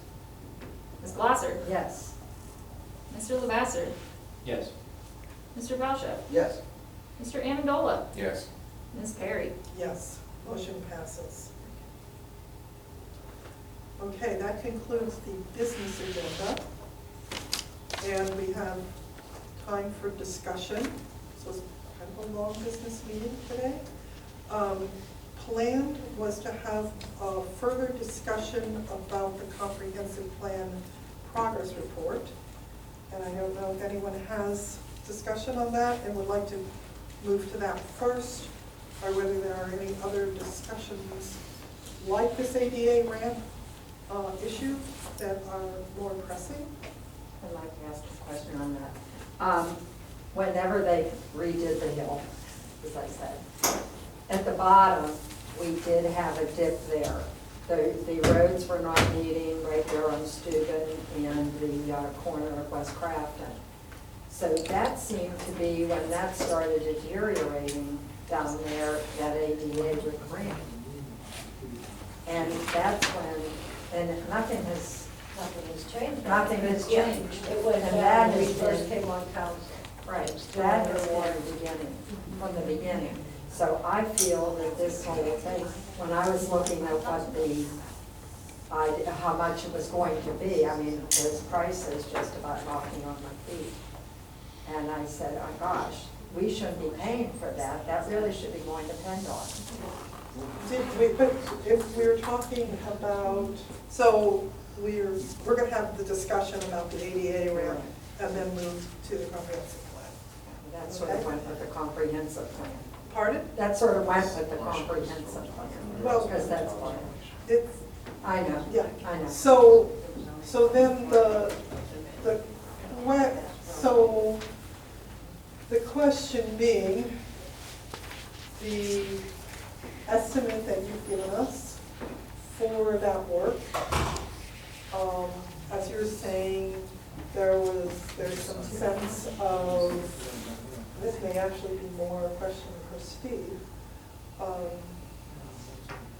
You're saying there were issues from the beginning, but if we did not report them at that time, would we not be filing a timely complaint? And would we not be at fault for not having done that? My thought is that you can file a complaint at any time. The limitations of PennDOT, though, are similar to ours. You can only get the contractor to do work for the duration of the bond. So if the bond's expired, they're probably going to say it's too late. But it has been, what, 7 years? Is that? Yes. Way too late. So you could appeal to their, yes. Yeah, so maybe they would just say, hey, we agree, that is bad work, we have a contract coming up and we'll include that. They might say, it'll take us 10 years to pull this together and do something, right? So I don't think it's bad to reach out and say, we're having this issue on your road for the work that you did, even though it was 7 years ago, this should last longer than 7 years. Mm-hmm. So you could have that discussion. The reality will be, if they say, no, we won't do it, or if they say, maybe we will in the next 10 years. Right, then you can decide whether you want to wait and save $35,000 in construction, or take the burden on your own for the benefits of the community. All right. So that might be a call from the manager. Council and feel we should do. So we're gonna do that, we're gonna contact the state and say, hey, come over here and fix this for us. Well, we'll see what they say. Yeah, let's see what they say, that, you And know, then we can have a They put it discussion about in. that. Yeah, it's a Yeah, mess. we did. Yeah. okay. They put it RJ, in. will you do that? Will you contact some of the state and give them? Or is that something that? Give them help? Who's the I certainly could, appropriate however, I person? would recommend that we fix the outlet anyway, and if we're gonna get in there, we might as well fix the ramp too. It's just a thought. The inlets, you mean? So you're saying we have You to said fix? the inlets? Yeah. Fix the inlets. Yeah, I mean, it's what they call the Pittsburgh sewer, right? It's just like the slit on the side of the curb. They don't And do great. whose obligation is that? Ours? I'm not sure the actual basin itself, it depends. Sometimes PennDOT will take on those responsibilities too. They usually say no, but on the surface, they might replace the lid, let's say on a manhole, or the grate on an inlet. But a lot of times they won't actually excavate. They won't, no. So, Philip? What do you think Alcosan will want? So they're gonna take over the lines, or they're not taking over the surface assets? They're gonna, yeah, they'll take over the interceptor only, they won't take over this line. So we're unless still it has to. responsible for the Still service. have to. You'll still own this, yes. So basically, left it on the table to reach out to the state, to see what their response will be. There's a can. municipal services Yeah. Pardon? department, there's a municipal services department that field calls like this from municipalities, and they Right. route it to the locations. And sometimes, you're fighting city hall type of thing, but you just don't know.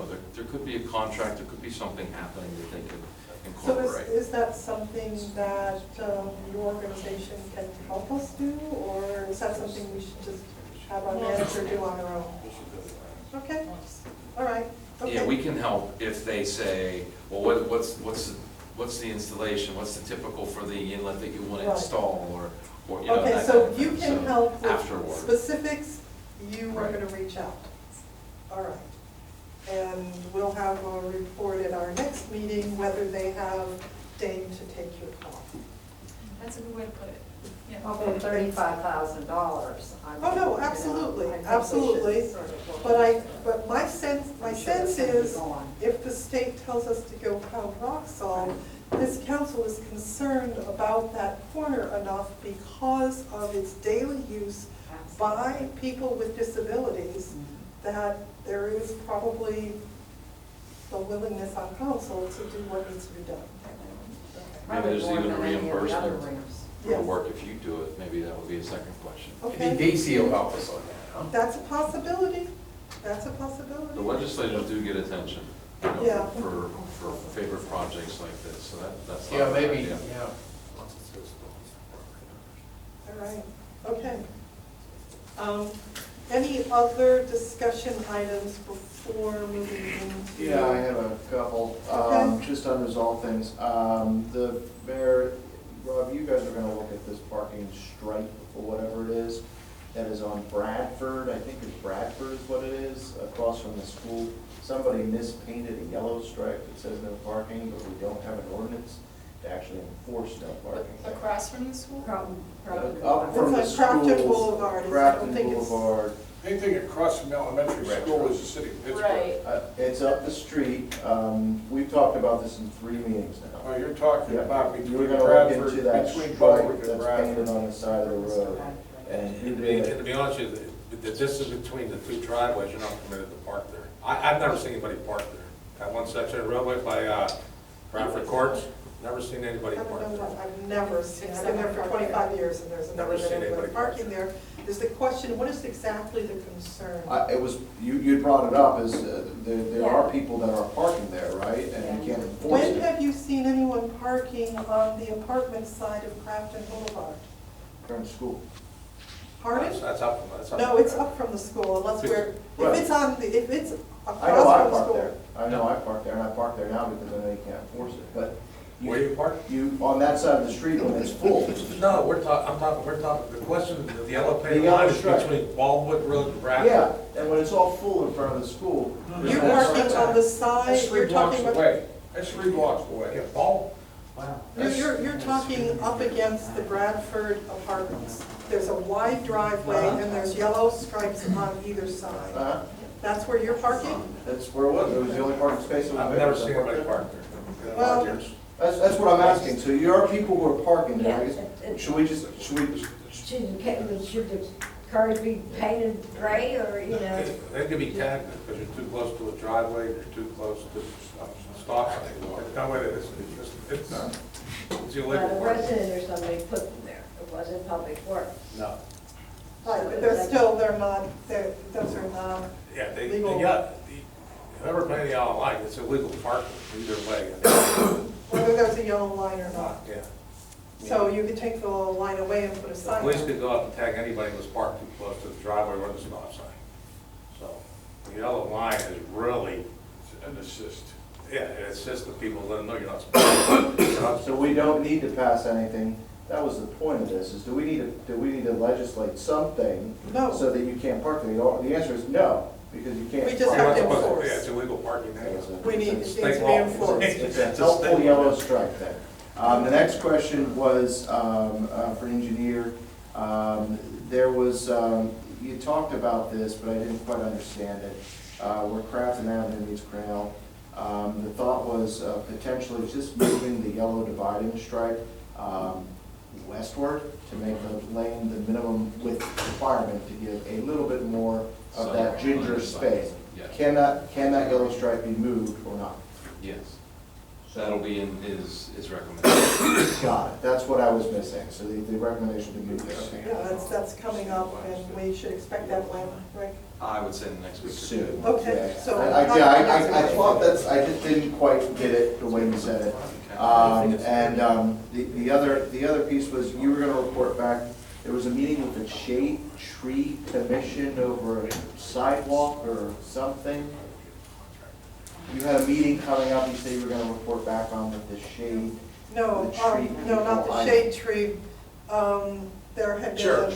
a discussion about Hawthorne Church. with Hawthorne Church. And to be fair, I have not reached out to have a meeting with them, but the plan is to follow up with her and have a conversation with Public Works and to look at, to just address the issue. And I will definitely I will call to schedule before the next meeting. And if I can have a report by then, I will. That's great, okay. And the other is just a friendly reminder to Mr. Kraus and Mr. Amendola that I'm still waiting on your feedback with Miss Betsy Martin's mission statement from a book. Oh, yeah, it's on my library list still. Waiting with bated breath, that'll sail across the fleet. That's it, so we move on to the I have a question for Yes, discussion.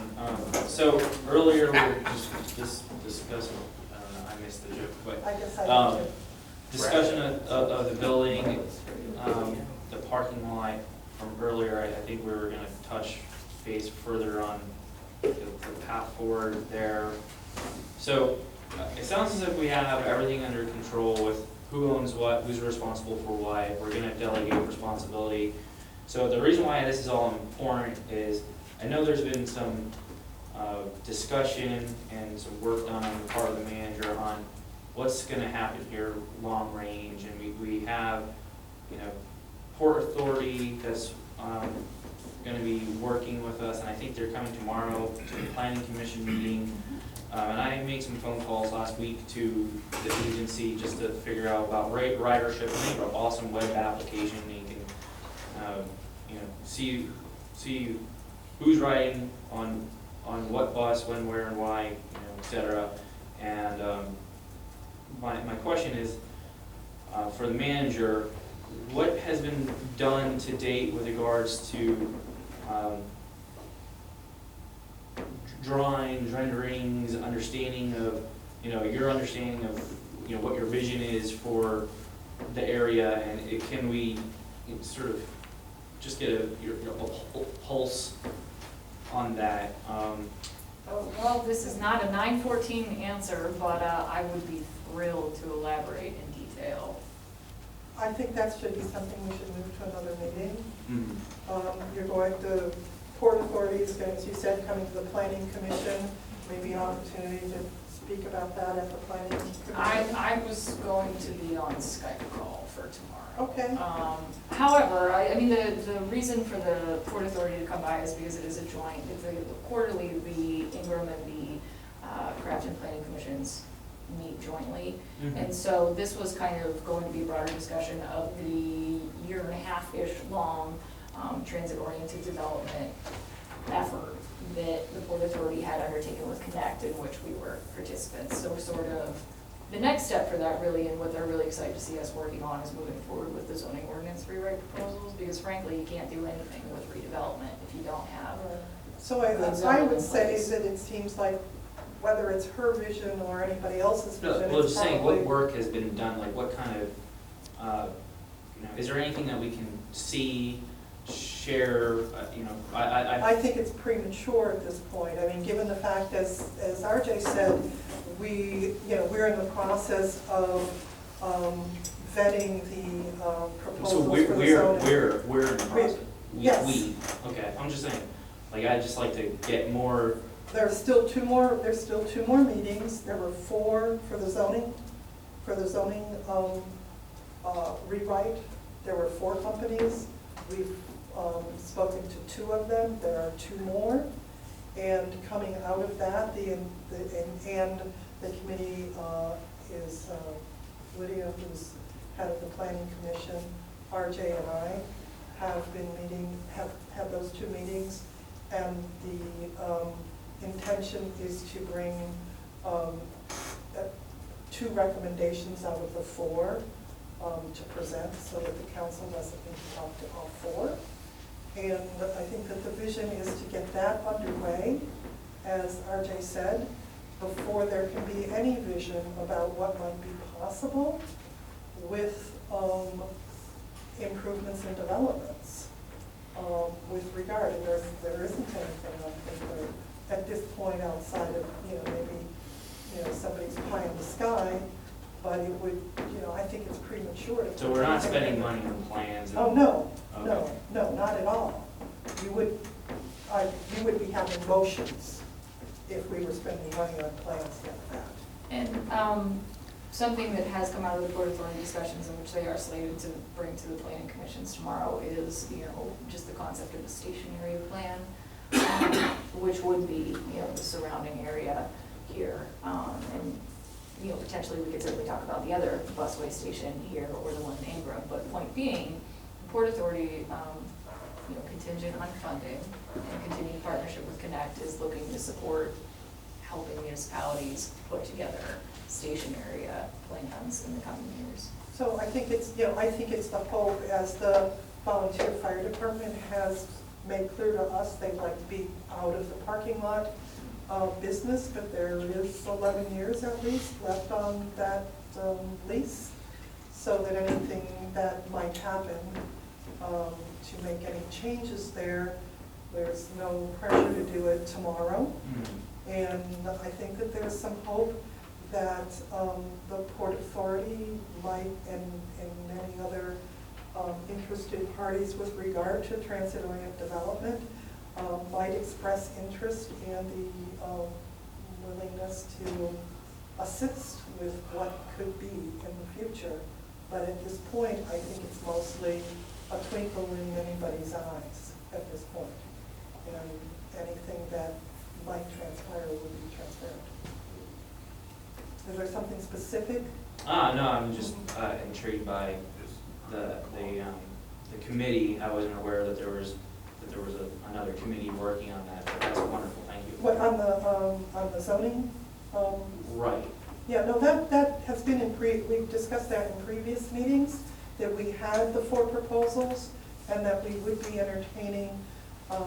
Yeah, I thought we as a body would be, I didn't realize that there's a sub-work group, Right, so I thank you. did mention that. And, so we've had 2 of them, there'll be 2 more, and the intention is to present the 2 favorites to council. Thank you. Okay. I never heard that. I take notes on that. Sorry. Yeah. No, the RFP was advertised in August. No. Right. Yeah. I've heard it. In terms of who's reviewing it, no, We just said that there would be a subcommittee, and according to, It's been a while. it's my prerogative who is going to be on that committee. yeah, no, I didn't remember it being brought up. That's how we were down. Okay, so that's what's transpired so far, and we have 2 more to schedule. Any other questions on that? Anything else that anybody wants to discuss? Moving on. Rob? I forgot just the point of order, just to let the council know. On the way on there, I did see the house on Crafton Boulevard is demolished, it's down, it's gone, it's not gone, but it's in a heaping pile. I guess the contractor's coming to do the removal. That's demoed and done, just to share that. Very good. Next one. Well, we applied for 52 Baldwin for next year's CDBG, so. For a grant, as opposed to one that we actually have to pay for. Yes, That one's not cheap. Any other discussions with regard to comprehensive plan, Eric? Sure, so I had gone through a couple of things, and, you know, my biggest takeaways, first of all, just want to say to RJ that I think that the update of this is a marvelous job. It really is, and I encourage everybody in the community to read it. You have to read it in context of the larger plan. Constructive feedback would be a little more explanation as to what this is updating, because I think it's kind of tough to unpack without that knowledge, right? But there were a couple of key takeaways, and if you notice, they're driving a lot of our conversations and what we're doing. And you suggested this to be our kind of adopted vision, and it gets us about 75% of the way there. I think maybe further, but not all the way.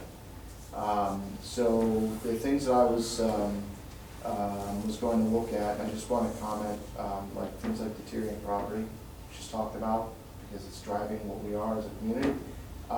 You recommend reinstalling the BEAT program. I think that's right. That's the one thing that we can do quickly and get on track with that goal, right? So you make specific recommendations in there, and we're watching them kind of unfold. So this is a very good living, breathing exercise with how we're managing this town. The code enforcement, the asset management software, that all fits underneath that deteriorating property criteria, if you will, in terms of a priority. And you're certainly working to do a great job against that, right? On the economic development side, I think that's probably one of the areas that most people who would like to otherwise be here, if it weren't for their busy schedules and crazy things that are going on, even the people who are here want to hear more about what we're doing to develop the local economy, right, and provide opportunities for people here and to attract others to come. One of the things that's left there that's kind of unexposed is this concept of, I'll say, a brochure development. I think that is something that we can execute upon and have a draft of that we can have presented to various stakeholders amongst our own networks across the community, and would be on their webpage. I think that's something that we can actually tie that economic development brochure project into our communication strategy. And that's where I think we need to really spend a lot of time and need a lot of work. I think that would be well served with having it done in tandem with the zoning ordinance rewrite, because then we can include in a brochure like that, these are the things that we have enabled, the business community to do with our updating zoning. I would stress the urgency of getting it out ASAP, and the zoning ordinance rewrite isn't quite, it's not going to happen in October, correct? But No, budget planning is going to happen Yeah. from now through the end of That's true. October and into November with a fairly limited staff. I mean, I agree, it's definitely something that we've all been talking about. And, I mean, to be honest, our brochure right now would say you can have a tiny sign and our parking is unenforceable. So there's that. But no, I mean, point well taken, and I completely Yeah, I would agree. disagree with that. I'm offended by that actually a little bit. There's 13,000 cars that pass through Crafton each day, right? They are all on their way to a major urban city. There's a lot of things this community can offer those people. There are hundreds of people who park here. so would you suggest that we find someone who has the qualifications to do this, or do you think that some parties on council or other committees should volunteer to do this? I think all of the above. I'd love to hear other people join the discussion, actually, yes. Just to clarify, I didn't mean essentially we don't enforce our parking. I know. I just mean that if we were to follow the parking requirements in our ordinances, every building in the commercial district would end up empty. Right. So, Right. it's a challenge. Yep, I totally understand, but I think in spite of it all, I think that we owe it to the community to give them some statistics, some facts, some figures that they can be proud of heading into the holiday season. For sure. So I'm happy to work with anyone who wants to step forward to take it. Eric, I'll work with you on that. Thank you. Anybody else And like to be join involved us. with that? communication side, the fact we don't have a social media policy is crazy. Why can't we adopt one? Can I just motion for it? We adopt the social media policy. What can we do? Do you have a motion for what that social media policy ought to be at this juncture? Steve, is there one out there that we can Google? I mean, it doesn't seem like it's that hard. I don't believe in the Google law firm. Right? By social media policy, do we mean, like, what? Like, are you looking at it from the employee perspective, or are you looking at it from the borough, how the borough uses it? I mean, I usually draft them from the perspective of employees, et cetera, and what We they have can not. and can't do.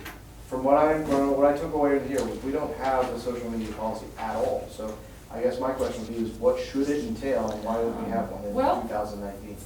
With Facebook, Right. for some reason, this hasn't been a platform that's been used by the borough before. Right. Our plan is to roll it out in the new year. Let's get through, again, it's Sounds very like- real, the budget season's a bit of a You have two that you need. slog. If you're going to start to use social media from the borough's perspective, you want to have some guidelines as to what the borough staff should be posting, et cetera, what we want to communicate. And then secondarily, you would want a policy from the employment side of things on how to handle employees who may use social media to their ends and not to the borough's ends, and how they would be dealt with. Those are the two. I've done a lot of the employee, the other one's more of an organic policy that you all would develop on what you want your social media presence to look like.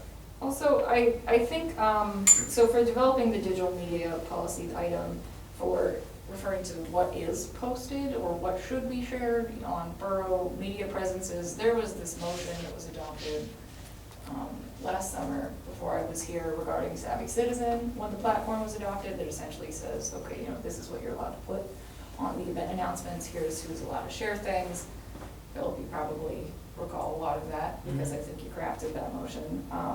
So that would be essentially what we would follow on a Facebook, which again, there are different things that have gone into researching.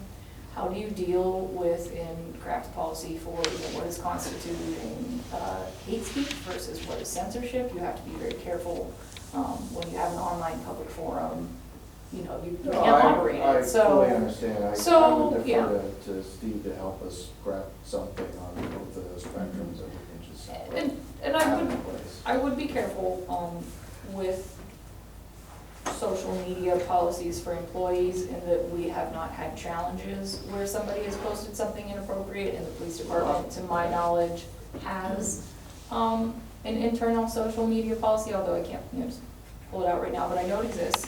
But most of our borough employees live here, and so it would just be important in how we do that to not prevent them from communicating about their kids' activities, participating in PTA, whatever else you want to call it.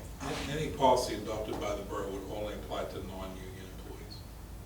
So three of us, Unless the unions negotiate and agree to adopt it, so it would only apply to RJ including you. and Charisma and Yeah. Catherine. I assure you I block anybody from work that finds me. There you go. So, There you go. And I think the question these days is what constitutes social media? I mean, you say that and you think Facebook, but there's so much more. Sure. There's so much more, and It's budget time, forget about it till next week. Well, it's in play. I'm just saying, it was one of the line items in the plan. And definitely, I think that more There's word thought needs to be surfacing that done. everyone should know is in the plan, right? That's what Right. my job is to come back and report on what was Yep. in the plan.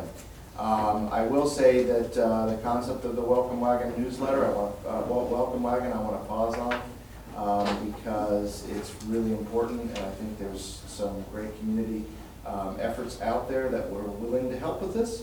But I didn't really see a whole lot of is how well received the newsletter was. But I just want to say we need to put a punch list together. The newsletter's not available on our website. Oh, well, you know what, the latest issue isn't, but typically we upload them, so Right. thanks for reminding us. That's all. Yeah, that was Just just came the out, yep. mailbox, yeah. Yep, Yep. just check, Came out last week. whichever checkbox says, oh, we gotta remember that. Yep. But I was approached by the school district, you all know my involvement with the school board, there is a former program that we should really embrace and bring back, is my huge takeaway from this. There are umpteen places, whether it was the counting of the trees or the tree, something with trees, didn't understand my notes there. We were counting trees, is that true? We're mapping them. Mapping trees, thank you. Asset management. Okay, yes.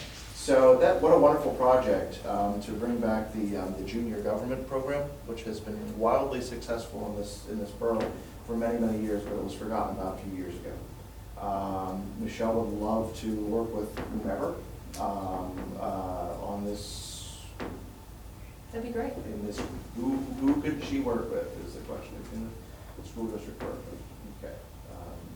Do we need a motion to reinstate the junior government We program? investigate that a little bit and see how we adopted it before. It may be a resolution, Right. proclamation, I something like think that would be a lovely Yeah. thing. And, I have found files on that. yeah. we have so many instances where we need help, we need help, we need help. And there's so many kids here that would want to help, that would want to help, that would want to help. And I think we would get banner points That is correct. through A-Long for that.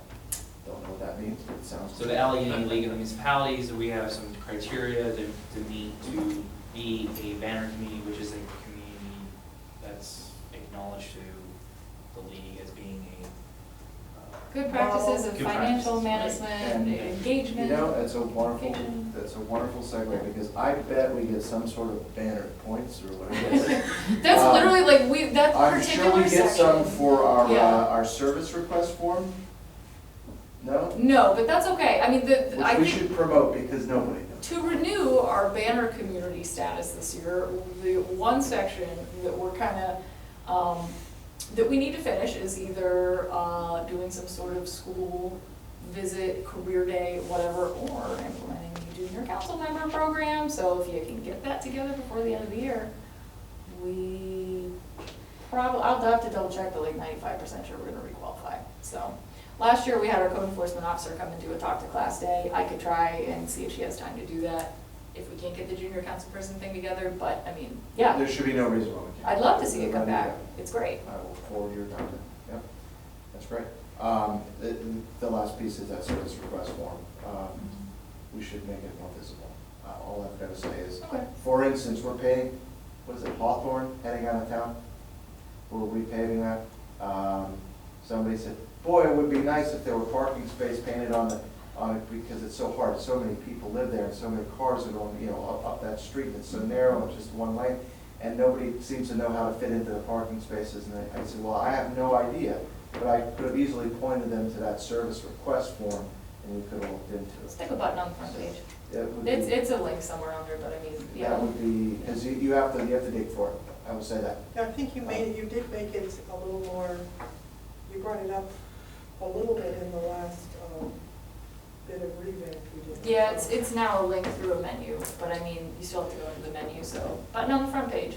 But Okay. as far as those communications pieces, like that, those are the big elements to it. The junior government can help with the welcome wagon, they can help with, there's so many things that all fit together with that. And I think it's, it's such a good start. But there are two things, when I said 75% there are two things, maybe three things that we're not doing that don't give us the vision. We don't define where our community is, right?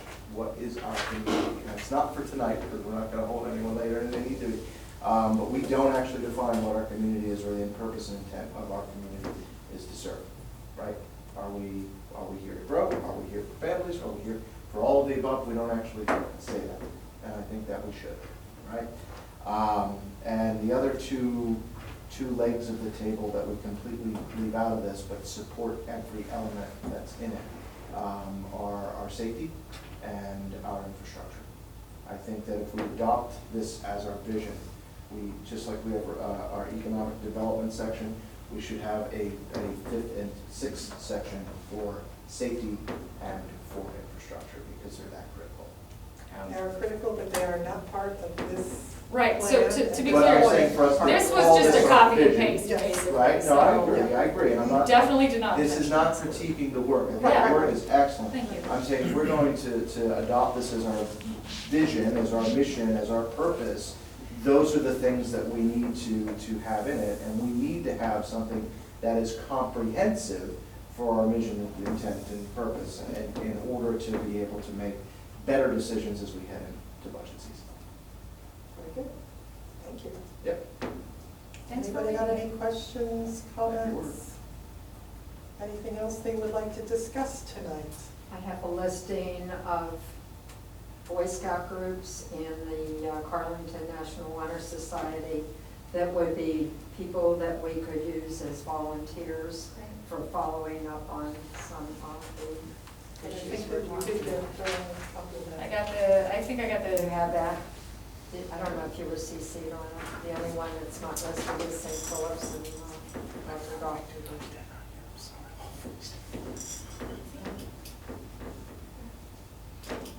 I think that was Lisa Smith was the one that sent that. That was Yeah, I think Lisa so. Smith Yeah. who sent it. Yep, Okay. I Thank you. think we did get that. All right, would you like to do the community announcements? The downtown Crafton Block Party / pop-up event will be held on Sunday, October 6th, from 10 a.m. to 4 p.m. You coming, Mr. Belcher? I will. All right, our #1 economic development cheerleader. No, So- I can mention that I have spent quite a bit of time Oh, you talking sure to did. some of the businesses, went down those, probably will have a little more time over the next couple of days, and I think staff is Yeah, will follow up. We're working with the working group, we were just talking about it today to sort of finish up the follow-up. We did get confirmation today that Needed Tranquility will be participating with coupons, and I believe there will be a 5-minute complimentary massage chair opportunity there as well. So come get your back rubs. Newell Avenue will be closed to vehicles from the intersection of Bradford Avenue and Crennel Avenue, parentheses, the intersections will remain open to traffic. So as long as you're not traveling that stretch right there, you're okay. You can get where you're going and wave to us as you drive by. And it will become a pedestrian-friendly space with activities for all ages, green pop-up features to help visualize what a streetscape could look like, and the official launch of IRI Heart Crafton Business District branding. Business participants and activities are still being finalized. If you own a local business in the downtown district, which is the area surrounding Noble Avenue, East Crafton Avenue, Crennel Avenue, and the Crafton Boulevard shops, essentially the C2 zoning district, and are interested in setting up a table to promote your business, please contact the Borough Administrative Office at 412-921-0752. And just to quickly add to this, I did attend the Rotary's last breakfast on Wednesday morning last week. Spread the good news, talked to a couple people, they were all very enthusiastic. One business owner came up to me and said, we've had the perception before that here, Crafton isn't as business friendly as it could be, but we're really happy to hear about the zoning ordinance and this activity because it shows, a level of support. So, happy to answer any questions about that, but we're chugging along, it's almost here. Right, and I would like to underscore that there is no cost to any of the businesses to participate. It's an invitation to showcase your business and let the community know. And there are lots of things that aren't business related, that we're just, bringing in activities to do things like that. It's really just to remind people that this is a place that could be instead of just drive through, so. Are you doing stickers or anything for, I Heart Crafton stickers. anything for the kids, little? Yeah, so, Something the library is setting up a reading corner with a little rug and a couch. I am told the PBS is sending Clifford the Big Red Dog. So, yeah, so there's that. There are just gonna be a couple different little games, like, cornhole, something like that. Businesses are certainly being invited if they participate and wanna do an activity. That's great, it's mostly just, the bare minimum is like a call to action to say, hey, we're here. But there are gonna be a couple little interactive art installations, things like that. Particularly the kids' reading corner is a feature there. And of course, the volunteer fire department's bringing out big trucks. Ah, yes, that's For the right. Also, kids they're pulling and- the trucks out, so no horns, but you may touch the trucks. So Any other additional citizens' comments before we wrap up? I have one citizen comment, actually.